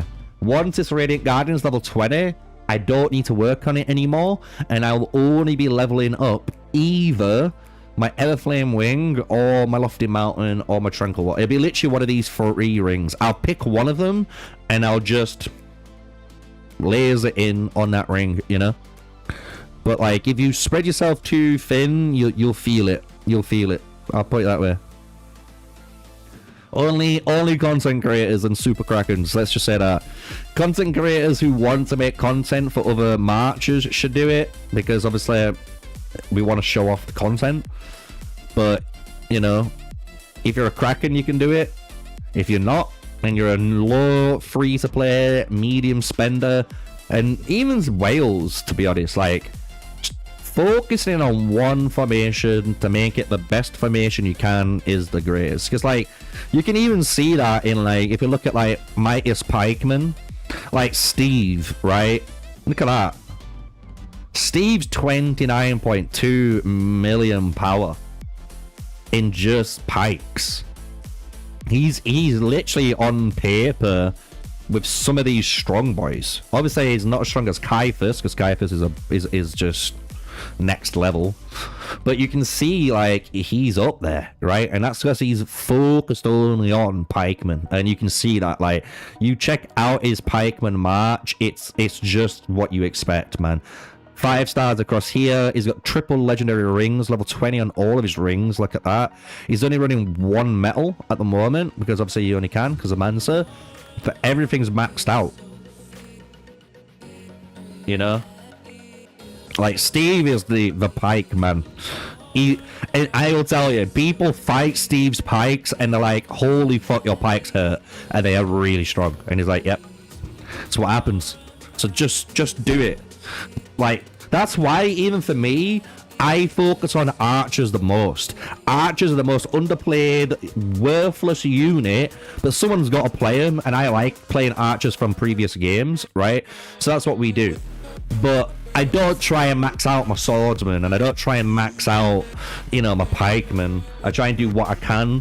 The only thing I have done, as people know, as a content creator, for my first year, I collected, as you can see, every hero in the game, apart from I need to get William and Dae Yang Yum. She's on a wheel anyway, so I'm not losing sleep over that. But you'll notice on my account, like, I have, look, 3-star. These guys are almost 3-star. But again, look, above 3-star. Above 3-star. He's on his way to 3-star. And you'll notice 3. You know, 3-star, 3-star. We've only just got QSH, but it is what it is. Same with these guys. But you'll see 3-star, 3-star, 3-star. 5-star, 5-star, 3-star, free, like free. Like, look how many 3-stars we have on my account. It's fucking unreal. And many people will tell you, look, the amount of 3-star heroes I have, if I could probably, you know, reset my account, I'd have 2, yeah, easily 2 full marches, maybe a third, but definitely 2 full 5-star marches. You know what I mean? So that just showcases the difference of pinning down instead of spreading across. But I am a content creator. I am trying to spread so I can test things for you guys. You know, it's a little bit different. But that's why we all tell you the same. Me, Sig, Soldier, Timmy, we all say the same. Focus on 1 or 2 marches max, and then that's it. That's it. Let me try.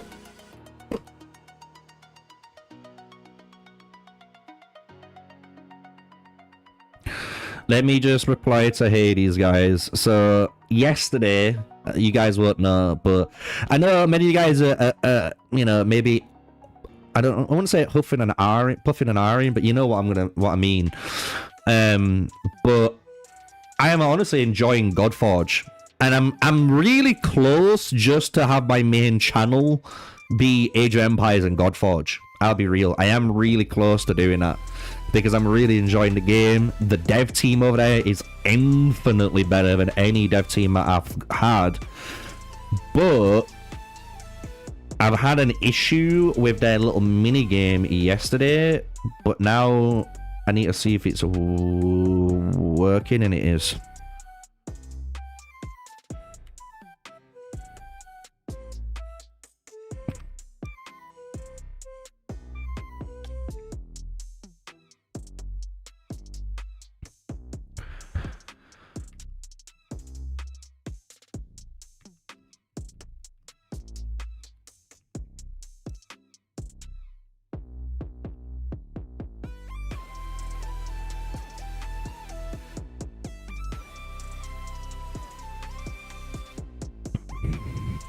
But yeah, no. Basically, this minigame, it's just so you guys can get rewards. I'm telling you, if you guys want to play something new, pick up Godforge and don't look back. And I'm telling you, you'll thank me later. Like, I've already got a legendary hero, legendary weapon, and I'm waiting for a legendary imprint. And when I start the game, when it comes out, guess what? I'm going to start with a legendary weapon, imprint, my starter weapon, all of that.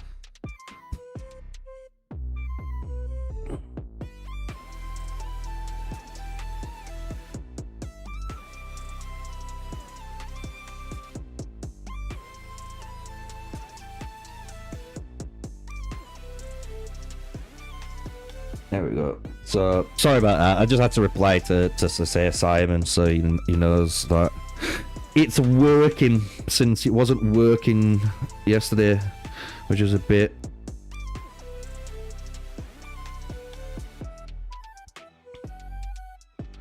Alright, let's carry on doing this. I think I've got to do one more.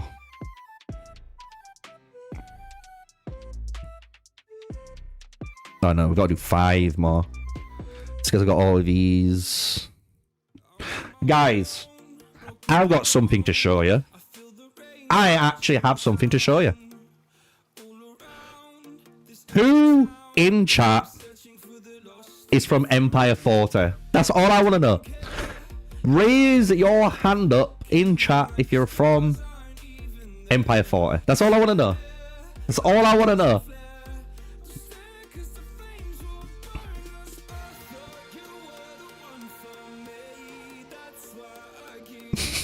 I'm waiting for it. I'm waiting for the person just to go, me. If there's one guy from Empire 40 in my chat, you'll know exactly what I'm about to do. But for everyone else, can you explain to me what the fuck are these? What the fuck are these? Just so you guys can read this, just read this lesson and tell me if you understand it.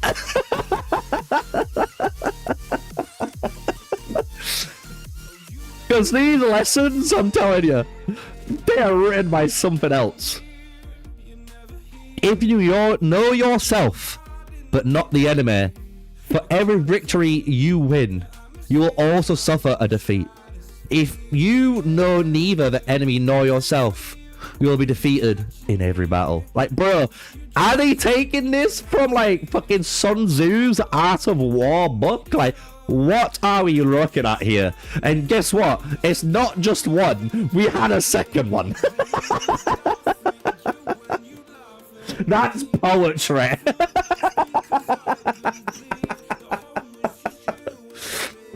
Look, fear. Fear is a natural emotion that triggers the fight or flight response in our bodies. Coping strategies such as mindfulness and stress management techniques can help manage the effects of fear. But if the fear becomes unbearable, it is important to seek help from a healthcare professional or mental health professional.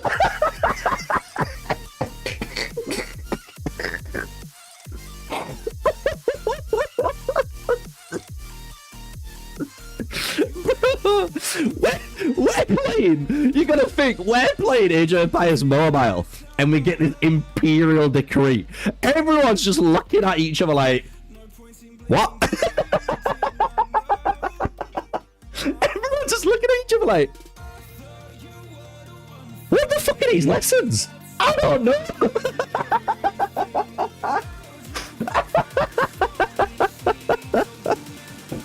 Oh yeah, guys, it gets better. There's another one.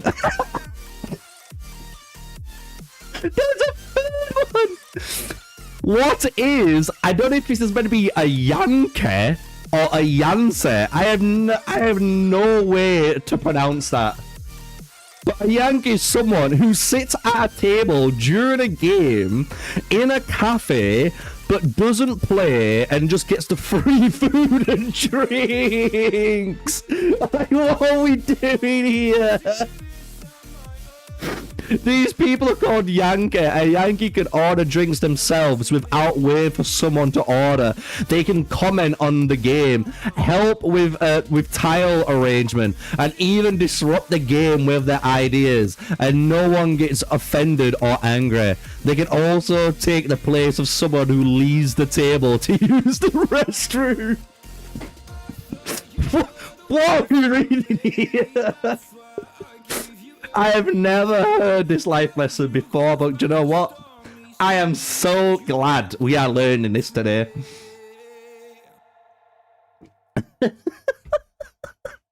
Bro, I don't know what ATY was doing at 1626 UTC, but part of me thinks he was in the pub. I've got a good idea ATY was in the pub from the hours of... Like, even yesterday, bro, he's been in the bar drinking nearly 24 hours. So it only makes sense that he's given us these lessons, you know? Like, what the fuck? We were literally reading these. They were coming through. We're like, What is this? What is this?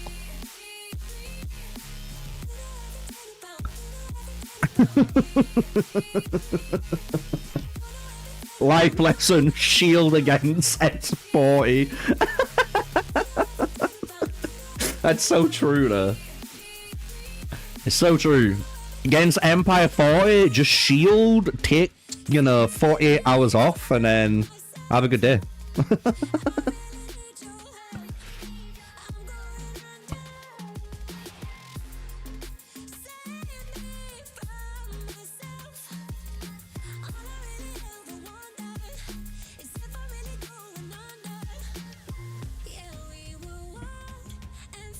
The 40 is mad as fuck. Yeah. Yeah, Empire 40 are insane. Literally, the best advice is to shield and take the day off, boys. if you're not in Empire 40, shield. Take the day off. You'll be right. It's because if you're in Empire 40, you don't need to shield, because if the other Empire has the audacity to try and teleport and blow you up, right, and kill some of your members, bro, Sates and the ODST squad drops in.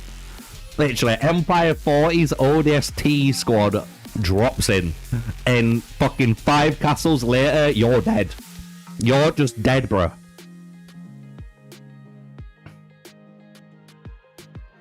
What about F2P? Did season 2 come? My season 2's not here yet, but we're almost there. I kind of showed it earlier on.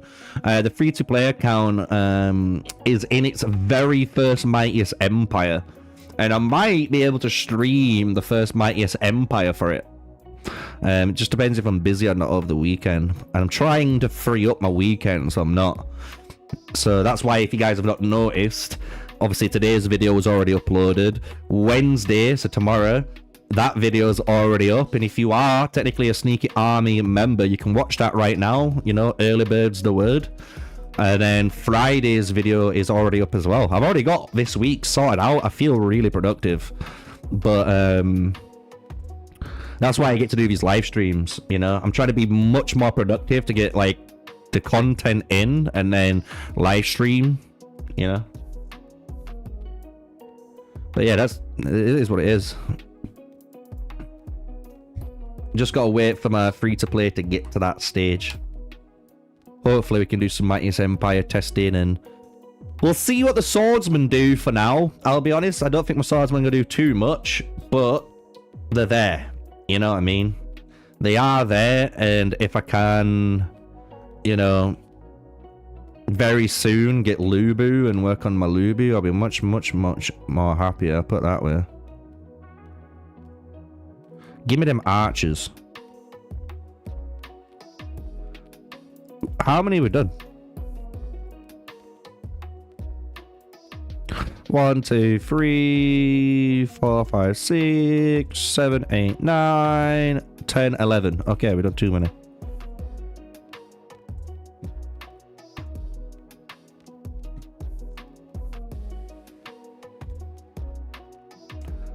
Alright, let's redo this. 6, 4, 6, 7, 8, 6 for the first report. That was a high one, that. 311 is straight after. So we might have hit the lucky one.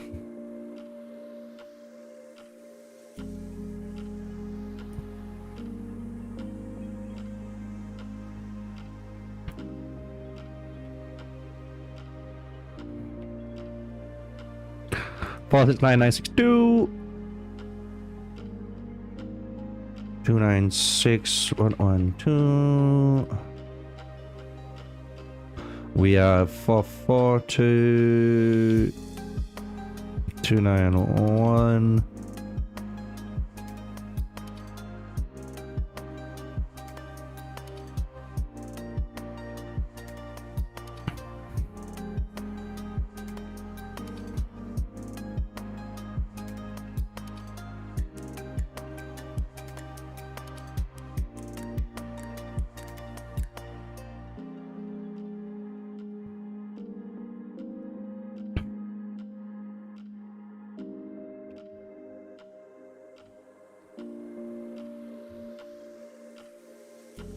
We're looking good, chat.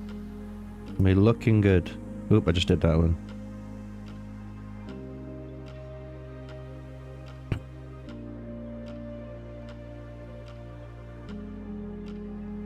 $1.8938, and then the final one.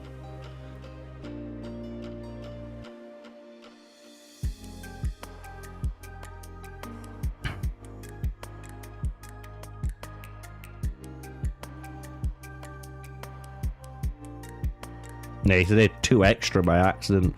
Look at those ones though. 638, 570. Bro, they hit so hard. That's why I want to get the 20 reports started to do soon. But so you guys can see me typing it in, I guess.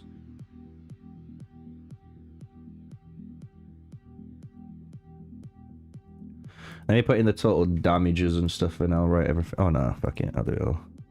Alright, so we got 646, 786, 311, 339. We have 469, 962. We have 296, 112.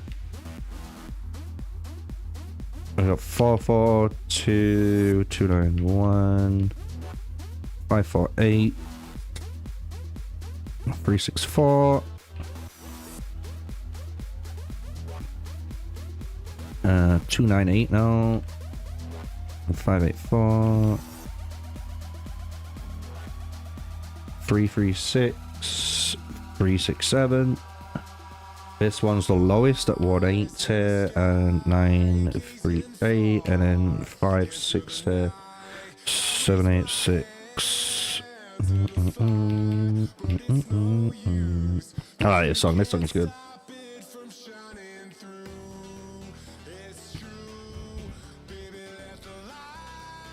$4 million damage. Our lowest was 180, which was really unlucky, I'm guessing. The highest, 646.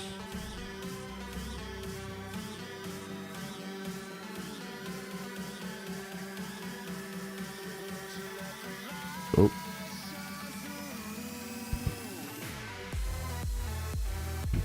Yep.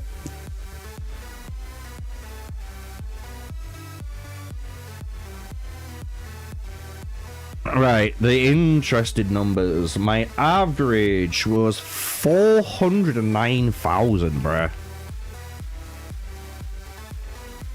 The median was 389, 329, which means you have plus 5.9%.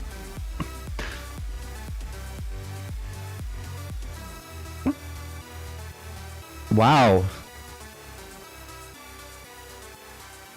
This is why I need to do 20 reports, right? This is why 20 reports is going to be much better for this now. We're on 8.4 here with 5.59. And then we've got 5. But this is 3-star here with 4 million damage. This is the 1-star, and I've done 3.6. I've literally done 300k more damage with a 3-star Zao.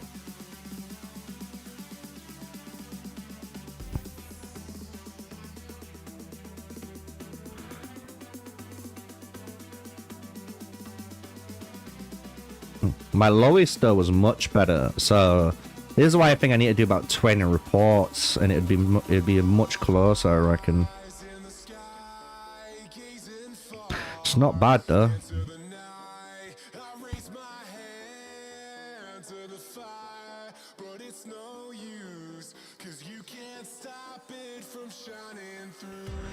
Same again. And then I might finish things up for today, and then we'll do some more testing tomorrow with rings and stuff properly.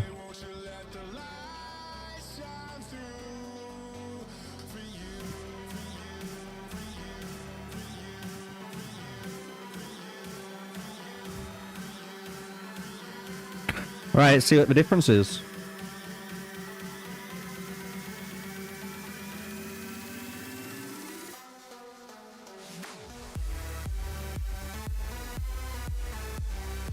Catch up with chat now. From Latvia? Hell yeah, Happy New Year, dude. Happy New Year, Rolo.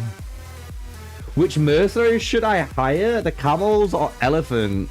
So, the elephant gives you higher potential to burst more. Because it enters the double attack chance where you get 2 attacks, right? However, camels do provide you more consistently on average better results. They don't give you as much high potential because they're not doing double attack, right? But because they are reducing that damage you take for the beginning 18 seconds, and then you still get like 1% activation chance on your skills, overall, camels give you just more consistency. So are you a player that wants consistency, or are you a player that wants to roll the dice a little bit in the casino and hit the really big numbers?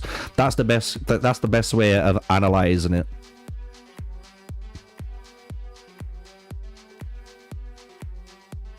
No, this game has T8 and T9, but they've only just been recently added into the game. So if there's T10, it might come next year, if anything. But no, there's just T8, T9. Most players are T7. Just so you can see. So everyone's normally here. This is how the game used to be, but with the Miracle Age update, they've added 40 new research techs, which is all of this. But you can't get this without the brand new currency to slow down the spenders from going super crazy, even though they've just added in a new bundle for it all. But that's a hot discussion, I guess.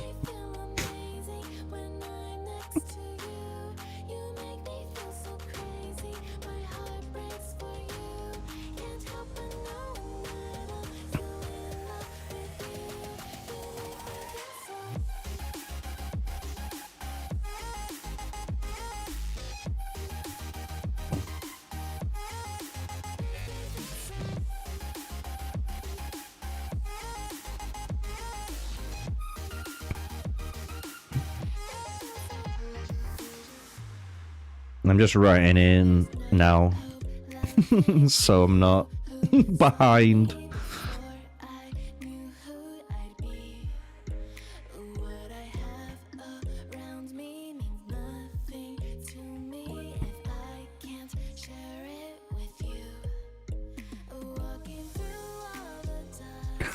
So far, chat, I'm not impressed. Nah, whoever is telling me that Zhao is better primary than Lubu is fucking in denial.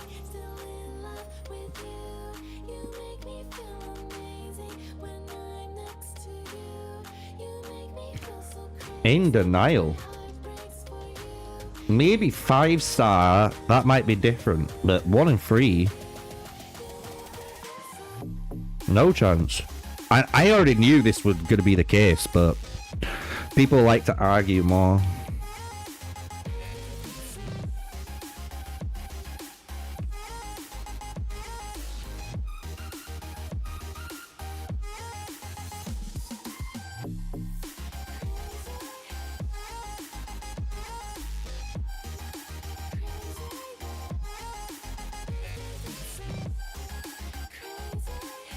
I'm really mid-maxing my time. I'm doing it all now, so you guys don't have to wait me typing it all. 5 to go.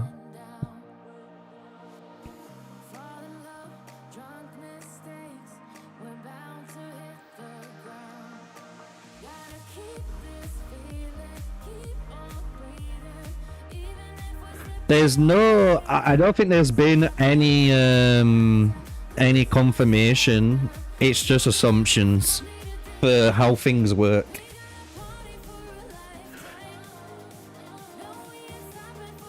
I like him at 3. The thing is, I like a lot of heroes at 3 stars because you get a lot of the value out of them. Timur is one of them. I feel like 5-star in heroes, the 5-star of that hero has to do something insane. Does that make sense? Like, to me, to get a 3-star hero to 5-star, you could have got a second hero to 3 stars. So that 5th star best be worth it. You know what I mean? When it comes to this match, like, Timur doesn't need it. It helps him a lot. Don't get me wrong, it helps the match a lot, but 3-star is enough to me. Here, you're getting the decay buff is reduced, you know, so you get to keep your buff more often. Whoa. This is literally the buff. This is just making it last longer. I don't think it's worth lasting longer. Like, when you watch, like, a 5-star Ramses, it's a lot different. Like, a 3-star Ramses compared to 5-star is night and day. And that's just because 5-star Ramses generates 12 rage at the initial start of the fight, which is super important. That's allowing him to get to his rage skill faster, which allows him to then be immune to silence. And then when he's immune to silence, that's when you start seeing him fire off like crazy.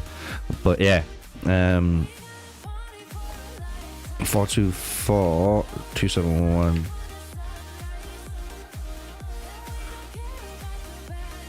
But yeah, 3-star Timur to me is enough. Some people will argue. I reckon you can 5-star Zhao, but I think out of like any of them, Zhao 5-star is actually really good. Because at 5-star, you increase the double attack chance by 40%, right? So it's basically a 100% chance of working.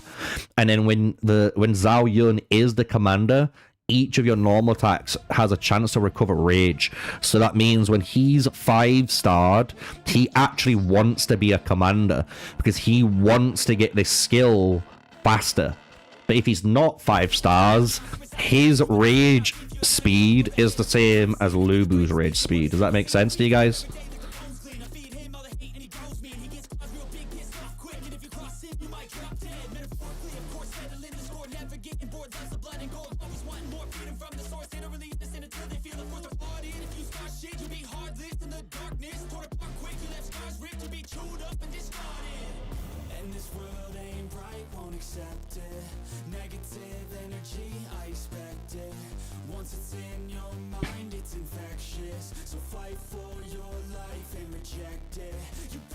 Just writing in the calculator chat.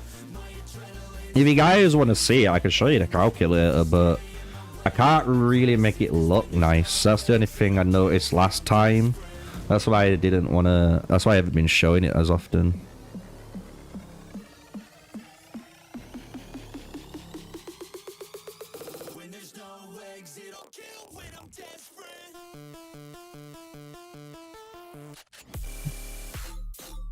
Last report though.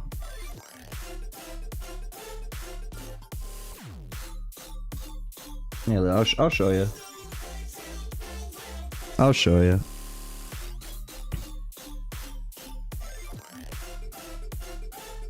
No, that's what I'm doing.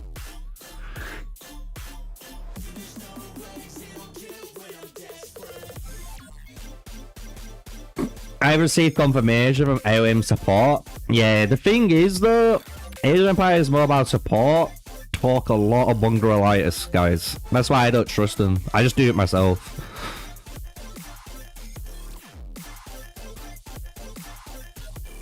But this is what we're doing. Now we've got the last one to type in. So the last result in the background, while I can bring it up for you. So this is 311.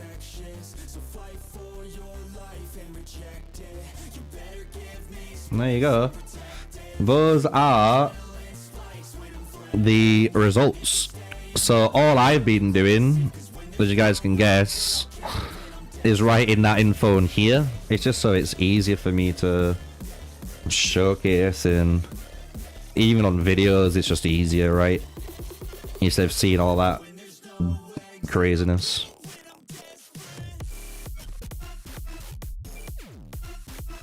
So my lowest was 130,901. My highest was 424,271. Our average from the calculator was 300 and 316 with a median of 294,924.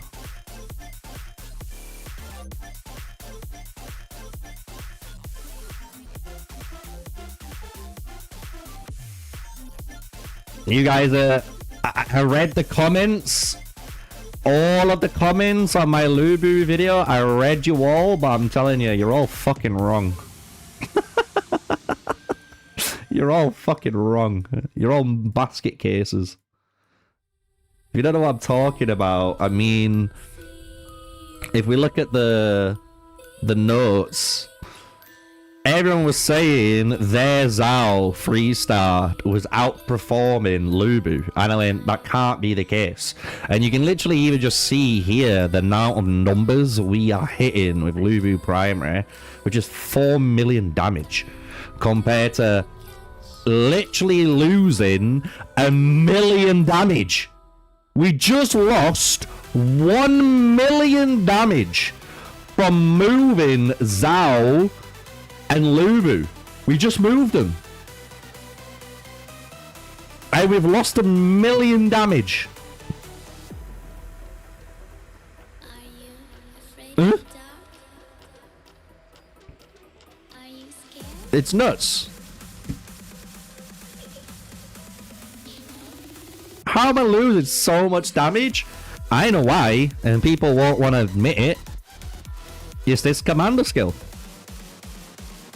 I am doing 240% damage that can crit to 5 targets. It's as simple as that.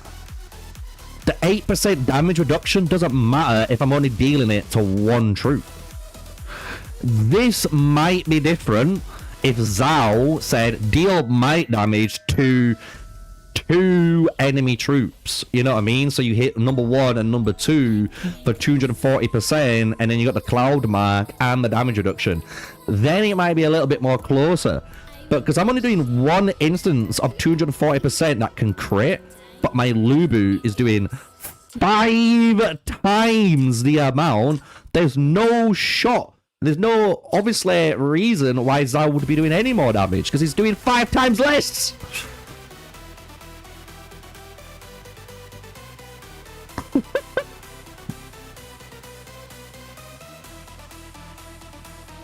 Yeah, I know I should check 1 versus 1 as well. I will do that. I did that before. But you guys need to remember, on my video, which I put out, so many people in the comments would be like, oh, I know. It's because your Lubu's 4 stars and your Zao is 3 stars. No. It's nothing to do with that. It's literally to do with this commander skill versus this commander skill. And like, even if I bring up the notes again, right, for Lubu and that, right? Just remember, let me come up. Look, 1 star, 3.6 million. That was 3.3 million there. We just, like, you literally lost more damage here. And now we've got, you know, this. Like, we can even see, like, it's almost 5 times the amount. I know this isn't nearly 2%. This is fucking 5 going 6. But, bro, this is 3 times more effective. 3! Yeah, I can show the commander damage. It's not going to change anything. Search, but you stay lost. We are reaching for Bum. forgiveness too hard, and I wonder where you Bruh. 636k he did. 63. Look. 1.9. 1.9k I did then. I will check others.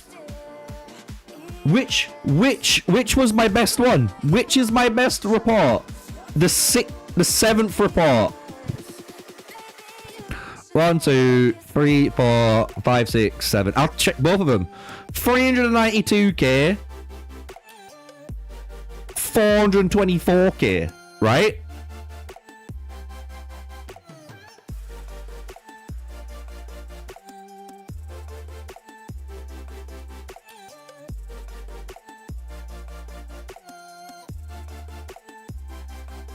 we're dreaming in the dark.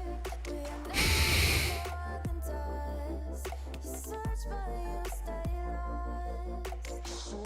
lost. We are reaching for the stars, but we're making this too hard, and I wonder where you are.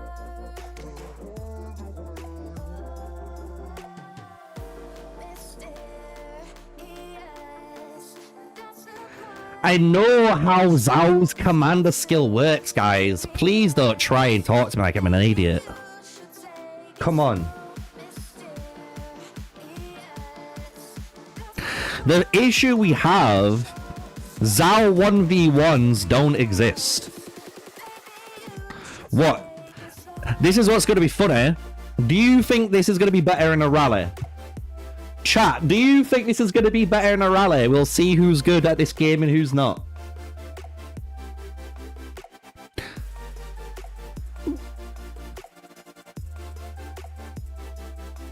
I'm waiting for it. I'm waiting for someone to catch the bait.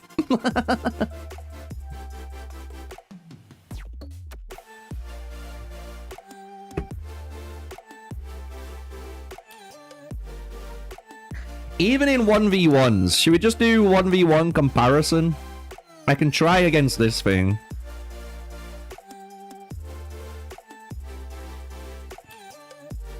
Because, I don't know if you guys know this, we tested this before. We tested this before, chat. And Zhao, in a 1v1 scenario against these tribal chiefs, couldn't kill the boss over 10 times in a row. Lubu primary could. Lubu literally killed the tribal chief on his second go, and he nearly killed it on his first go. This one we should kill because it's archers versus thing. I'm waiting till we get a tribal chief with pikemen, because then we've got pikemen, we've got the best chances of not being able to kill it, right? And we're in a 1v1 situation against our unit counter. Let's see how much better it does, and you'll see Lubu still does better.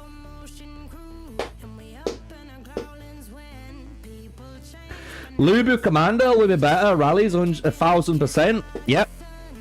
And you know why? Because his commander skill doesn't work. I don't know if you guys know. Commander skills do not apply in rallies. Right? Commander skills do not apply in rallies. Right? And because of that, even in the scenario which should be where Zhao is best, 1v1 in rallies, he's not going to beat Lubu, because Lubu primary is still going to be better. I don't think, unless you've got a 5-star Zhao, you never put in primary. That is my philosophy of it so far. Yeah. Lubu does more damage individually as a hero, no matter what. And this is what I said last video and last live stream. Lubu on an individual level, even if you delete this commander skill and you delete this commander skill, Lubu still out DBS's out. And because of that, you always want Lubu primary because you want that turn to roll back around and always land on Lubu. If it lands on Zhao, what are you fucking doing with your life? You're losing out damage that Lubu should have been dealing. Like, every time. So for me, I'm always going Lubu primary. The only time I might consider Zhao primary is a 5-star Zhao Yun, and I don't think I'll ever 5-star a hero in order to justify making him a primary commander. Also, Timmy has done testing, and in Timmy's video, guess what? Lubu primary does more damage at 5 stars than Zhao. So at 1, 3, and 5 stars now, I have tested the difference and seen the difference. Lubu critting does more damage. And don't get me wrong, Zhao can crit too. I don't think you realize, like, Zhao can crit too. Look. So he can crit too, guys.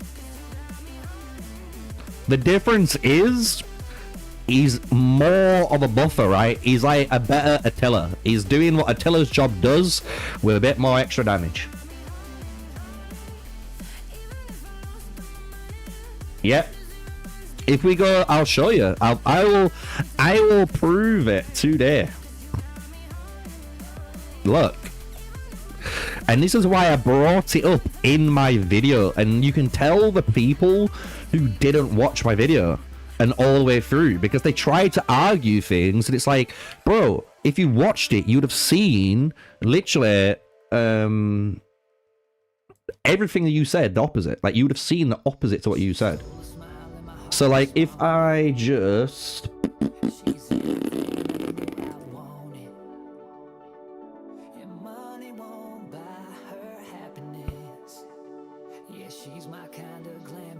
Let me go on Timmy.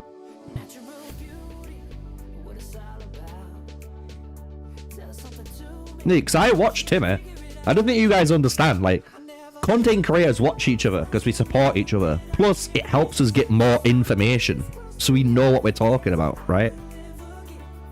Watch this shit.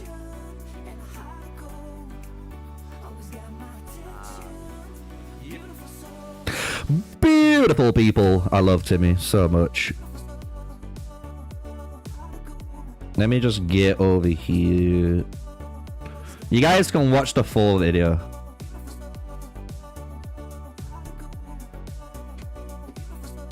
I'm just going to leave this on screen and wait for all of those players to tell me Zhao's better. And what's really good about this one, by the way, Timmy has done testing with all the different setups. So for everyone trying to tell me this setup or that setup or this setup, no, you just don't. You're just not listening. Just listen to what's being told.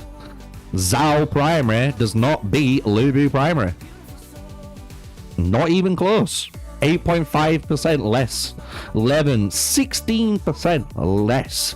This is with all the different types of builds on. Lubu primary always comes out on top. And it's interesting that Vlad is number 1, Timmer number 2, Attila number 3. Like, it's so interesting that this is the trifecta that you can play. Look, Timmer's down here again, number 4. The difference is this is Dark Flag plus what's it called? Dark Flag and Dragon Manifestation, is that what it's called? I can't remember off the top of my head. Yeah, sweet Kenzo, you just said it as I said it. Perfect. Yeah, so you can see, like, they've tried the different skills, like Pain in Blood, Dragon Manifestation, you know? Like, he's tested all the different skills. You can literally see Lubu does more. Does more.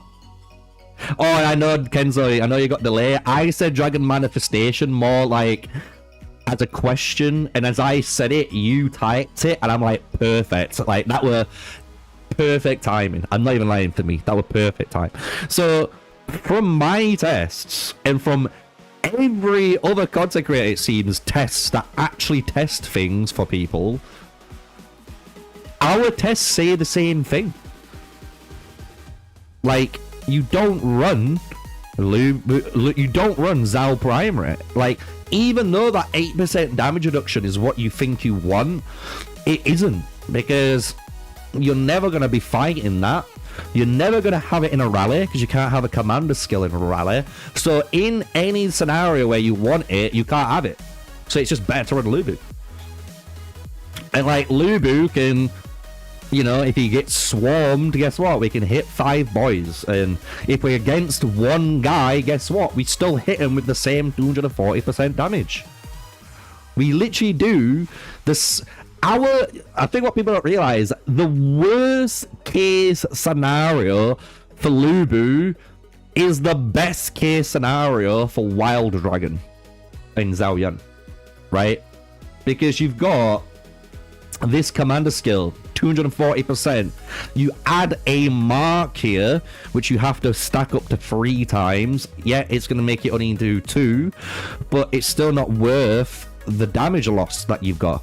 And 8% doesn't contribute compared to you hitting one guy for 240% and lowering his movement speed, or if you're being swarmed, you're hitting all 5 players with 240%. So you just trade better every single time. So like, no matter what anyone argues, they can argue as much as they want. Lubu primary is taking the cake over Zhao primary every single time. Every single time. So if you want to run cavalry properly, run it like this. If you wanna lose, run Zhao in commander. It's as simple as that. Do this if you want to lose. Do this if you want to listen and win.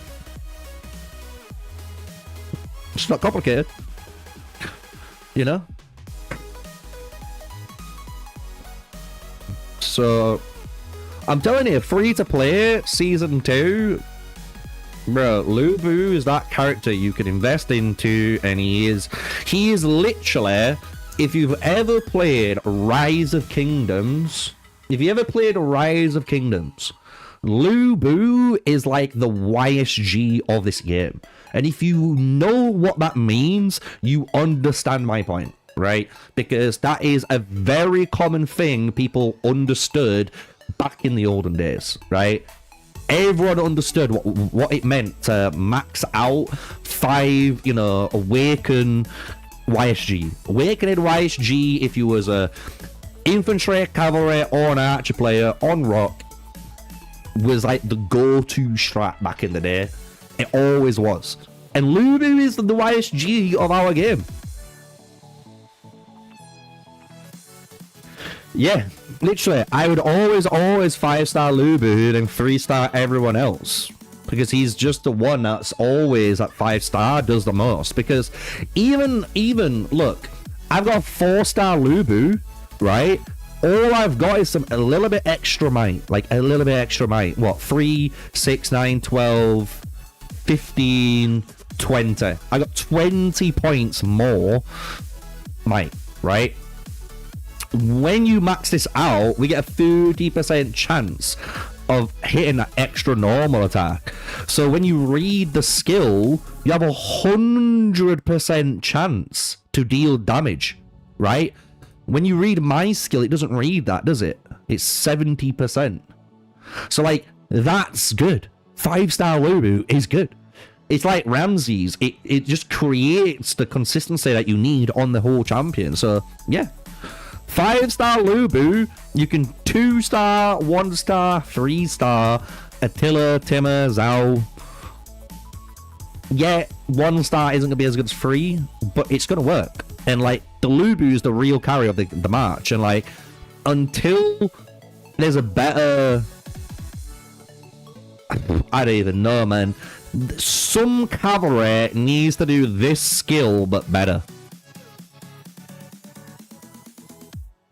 Rise of Kings? I don't know Rise of Kings, I don't think. I ain't know Rise of Kingdoms. I'm looking at it now. Rise of Kings, 10 million downloads, but how long the game been out? Because I only like playing more newish games, if anything. You know what I mean? Like, if I'm gonna play a new game on the channel, I'd rather be something new. Yeah, this was released in 2016, so I'm just saying Rise of Kings is about a hit 10 years old. So that's one game we probably wouldn't touch at all, like, at all. And the only games I would touch is probably, like I said, the Foundation game, because even though some people might say it's repetitive and it's similar to these type of games that we play, the difference is like the way the system, you know, the solar system works, and how your city isn't a city, you know what I mean? Like, it's just one of the ships that you move out. So I find it more like an MMO than a 4X, but I'm still waiting for something new, and I do wish, honestly, I do wish I could make my own game. If I could make my own game, bro.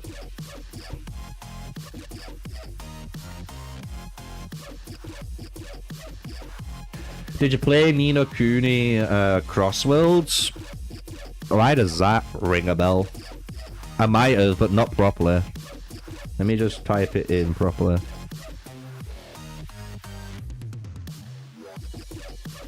Yeah, I saw this. No, I didn't play it. I was gonna play it, but I didn't. It gave me very it gave me like AFK Journey and the 7 Deadly Sins game, right? There's a 7 Deadly Sins mobile game. It gave me that type of vibe. Maybe I'll try them out, you know, but at the moment we're still thinking of our options. The only newest game I really want to play is Godforge. I want to play Godforge, and then whatever else comes out, but I'm actually really looking forward to that game. People will say, you know, it's a Raid Shadow Legends ripoff. Guess what? You're not wrong. The guys who are making it obviously play Raid Shadow Legends, and they're the biggest content creators for Raid Shadow Legends. But do you know what? Just like you, just like me, like everyone else in Age of Empires Mobile, those content creators went, I'm tired of Plarium. You know what I mean? I'm tired of Plarium. I'm tired of this game taking advantage of me. So do you know what? We're going to make our own game. And I wish I could do that here.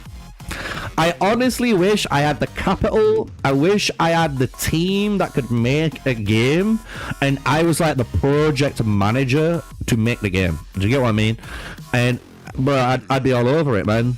You guys heard what I'd do for my game. I'd love it.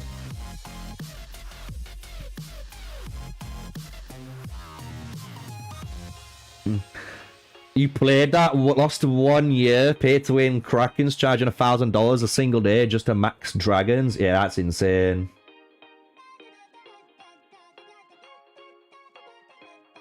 Yeah, the Korean servers are normally strong in most of these games. It's all about the global though, right? It's how good can these mobile games keep up with the Western market, it seems. You know?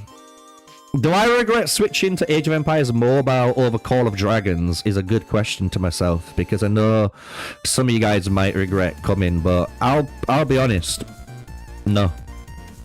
I honestly do not regret leaving Call of Dragons for this game. I hope you guys understand that. Like, I'm actually so much more happier with this game than Call of Dragons, which is going to blow everyone out the water, even with such a shit developer and with such a shit, you know, like content creator program compared to Call of Dragons.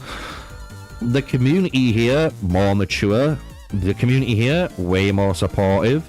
Like, I enjoy, you know, the content making for this game more. And then, like, it just feels like, even though it's super repetitive to some, like, honestly, I can make so many videos on Age of Empires Mobile. Call of Dragons, you can't do that, man. Like, you're in a KVK for, like, over a month. Like, nearly 2 months. Like, I don't want to be in KVK for 2 months and just sit around farming level 8 tiles and doing nothing. Like, and then it hits zone 5 and I'll fight for 1 hour, 2 hours, and then the game's over. Like, that's my KVK season. Like, it's shit.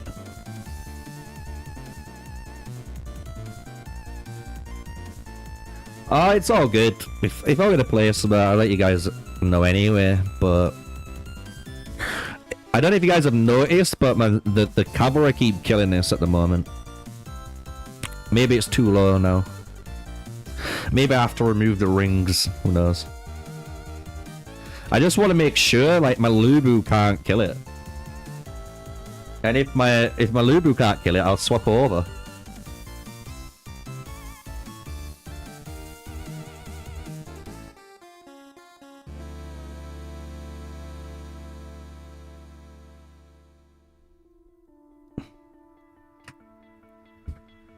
I can see you streaming it. I stream out if I can. I'd create content for other games if people just watched and played, you know, but it's just doing it. Like, I am honestly debating just to become like a GTA 6 streamer when it comes out. When the brand new Grand Theft Auto comes out and I just fucking stream it non-stop. But I know how competitive that's going to be. And a lot of people are going to be streaming it on Twitch. And I'm going to be streaming on YouTube and maybe Kick. Because I keep thinking about doing it. Like, streaming on Kick and YouTube. And then, especially this new year. Like, this new year, guys. Like, I've had so many plans that I've been thinking about. And it's just like, it honestly blags your head. Because it's like, I want to obviously continue doing my YouTube stuff here, but I want to stream on Kick and YouTube. I want to get more TikToks out as well as YouTube Shorts, right? I potentially want to try maybe a second channel that's not gaming related, right? It's just one of them.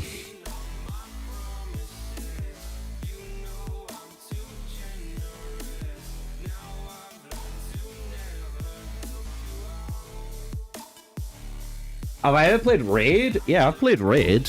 I don't know if you guys remember, but I even had a Raid sponsor. Like, I've had a Raid sponsor once or twice on the channel. That's how you know you've made it. You know when you've made it in the YouTube game when Raid Shadow Legends message you and you're like, yo, can you do us a video? Then you know you've made it, because they only reach people who generate good views, you know? And I've done 2 sponsors for them. I've even been offered, like I said, a monthly contract with Raid Shadow Legends, but I'm not gonna play Raid only because of one thing. Godforge.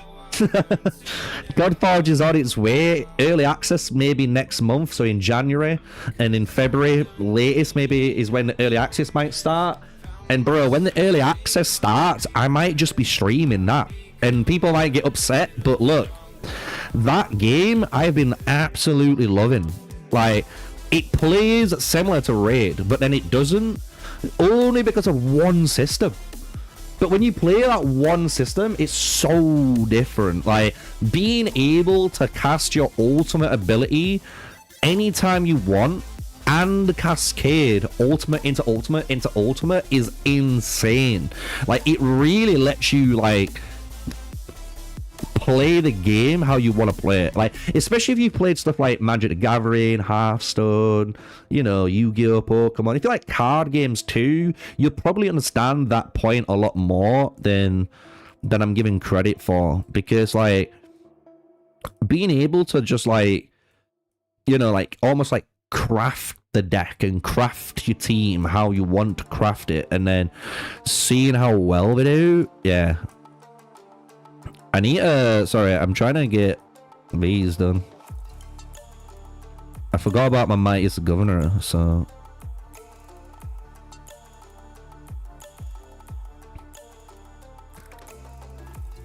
I think the Cavs lost. Oh, they did.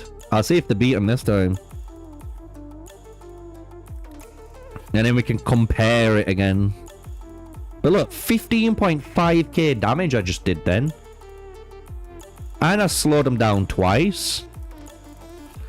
Look at that. 28k damage from my ring.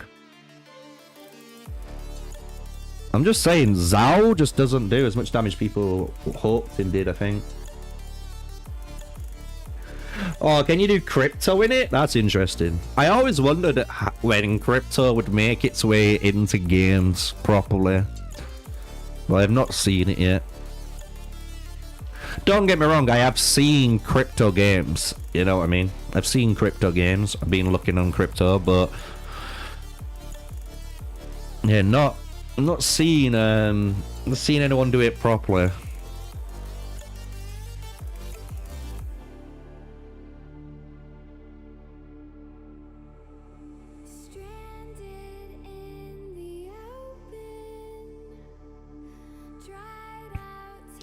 Do you know how you know as well, by the way, that the game is getting more and more cooked?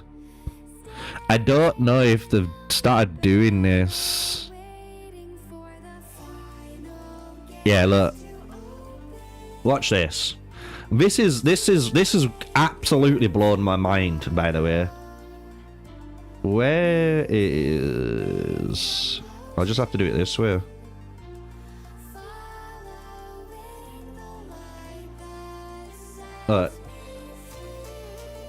This is craziness to me. Let me just I guess do it like that.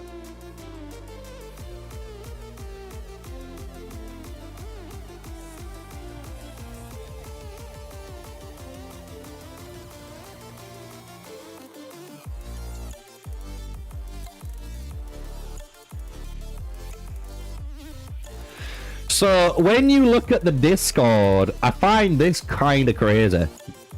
Look at all this, right? Right? Right? We see a common theme.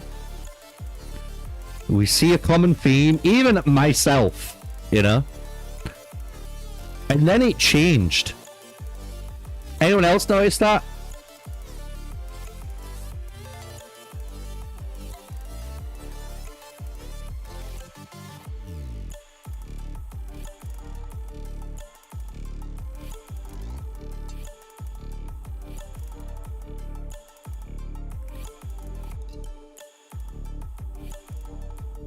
I'm just saying.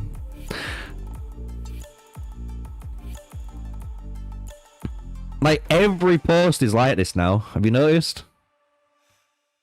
Every post. So I don't know if the team have started to do it, so these are the only things you can react to now. But compared to before, look.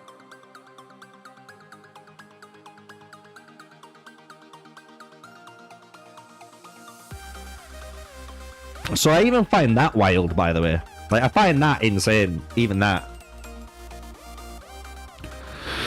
Right, our Lubu has lost twice against this thing, which is good. So let me...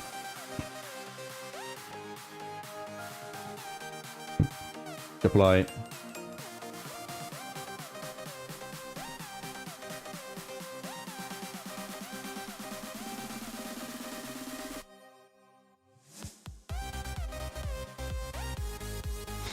Yeah, I'll have a look, Crip. Don't worry, man. I'll have a look in a bit.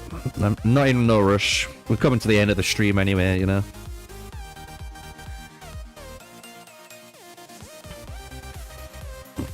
Bro, we're getting deleted this time. The Discord mods got salty. Hey, I talked to the Discord mods, especially like Emblem. I know Emblem probably like hates me and loves me at the same time, you know. Because it's like, I tell him straight. I'm like, bro, I don't know why you guys aren't doing this. I don't know why you're not doing this. This should be done. What you're doing here is just a joke. Like, I call them out, you know. But they understand that I'm, you know, especially Emblem, he understands that I'm coming from criticism. I'm not trying to, like, bully. I'm not trying to, like, shit talk on people. But I am, you know, pulling it down. Bro, this isn't even looking that great.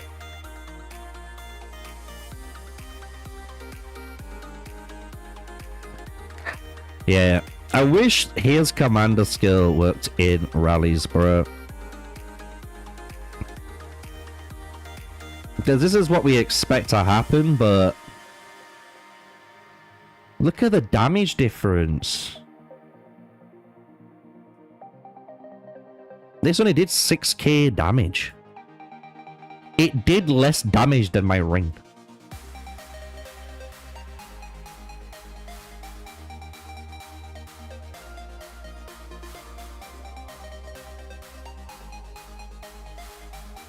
Like, my signature did less damage than even weak spot attack did.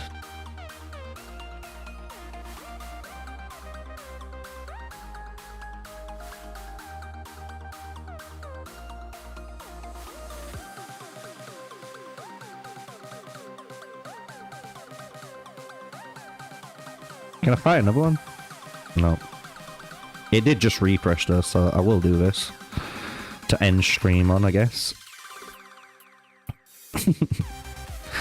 So yeah, interesting results, eh?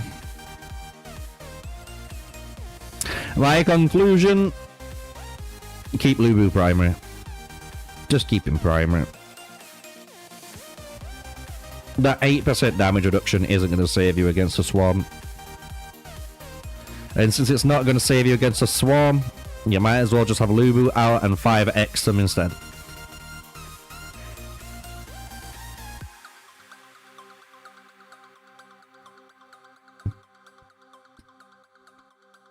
Alright. Let me just check on my end one thing.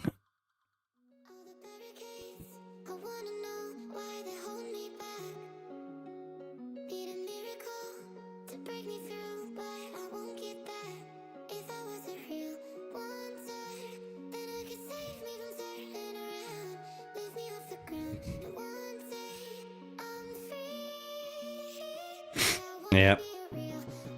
I think, chat, that might be it for today. Even though I wanted to do these on stream, I can do these later anyway. But I'm almost done now. But I think that's going to be it. Nice little chill stream for today. Even though we were ranting and we were raving. Talking about the game. Talking about just even the game industry. Done some testing. Did a bit of everything. Nothing too crazy. Just nice little 3-hour stream. And who knows, I might stream tomorrow. And I might just stream tomorrow, and if I do, it'll be a lot more like ring testing. Like maybe just swapping out some rings here and there on my marches and see what's going on.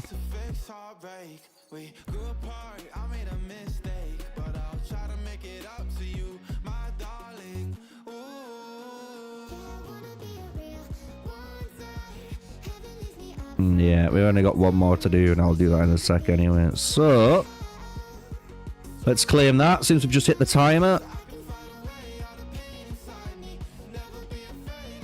We can finish them off too.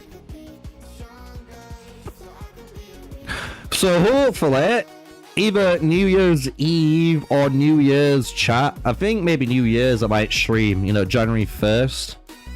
Or maybe I just do New Year's Eve and then we stream the New Year together.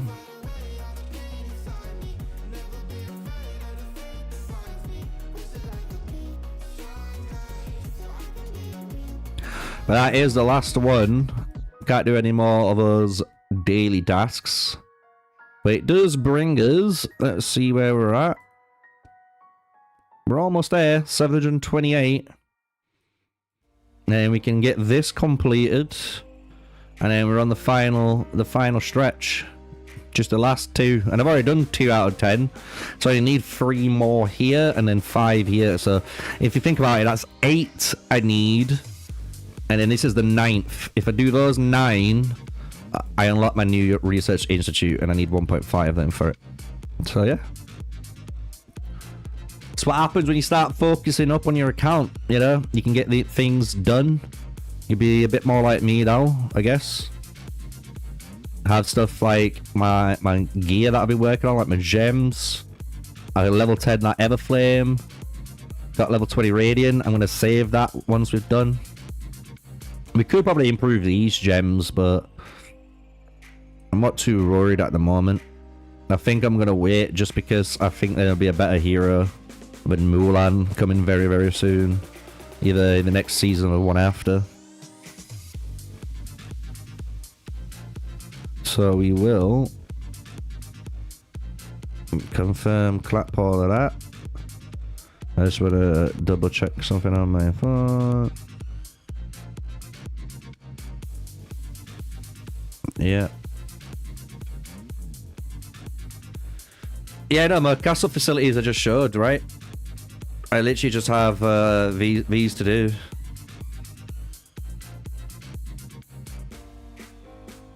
Yeah, these are what I've got to do. I've done all the 5s here, 5 here. I literally have done 2 out of 10 over here. I just need to get this done. As soon as I get this done, I'm on the final 2, you know? Like I said, I've got 9 to complete. That's 3, 5, then 1. So that's 9. So yeah, we've almost done. I mean, I'll be on New Research Institute.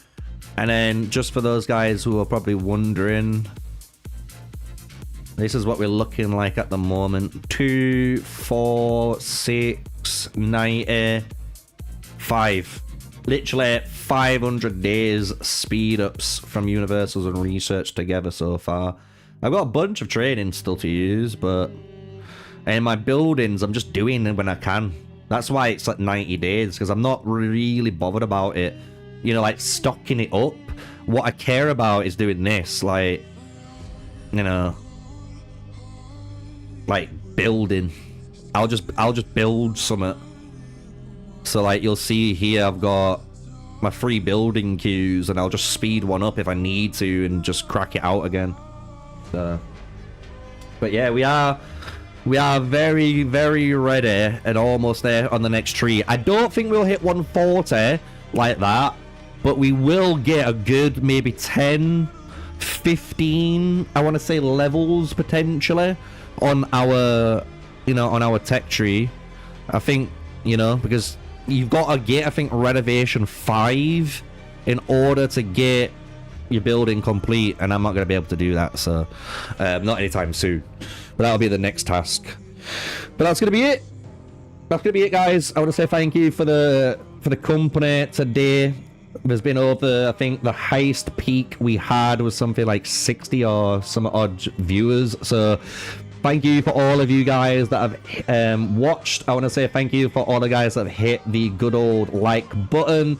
I also want to say thank you for keeping me company today. And I want to say hopefully all of you guys have had a good Christmas. We're going into the new year.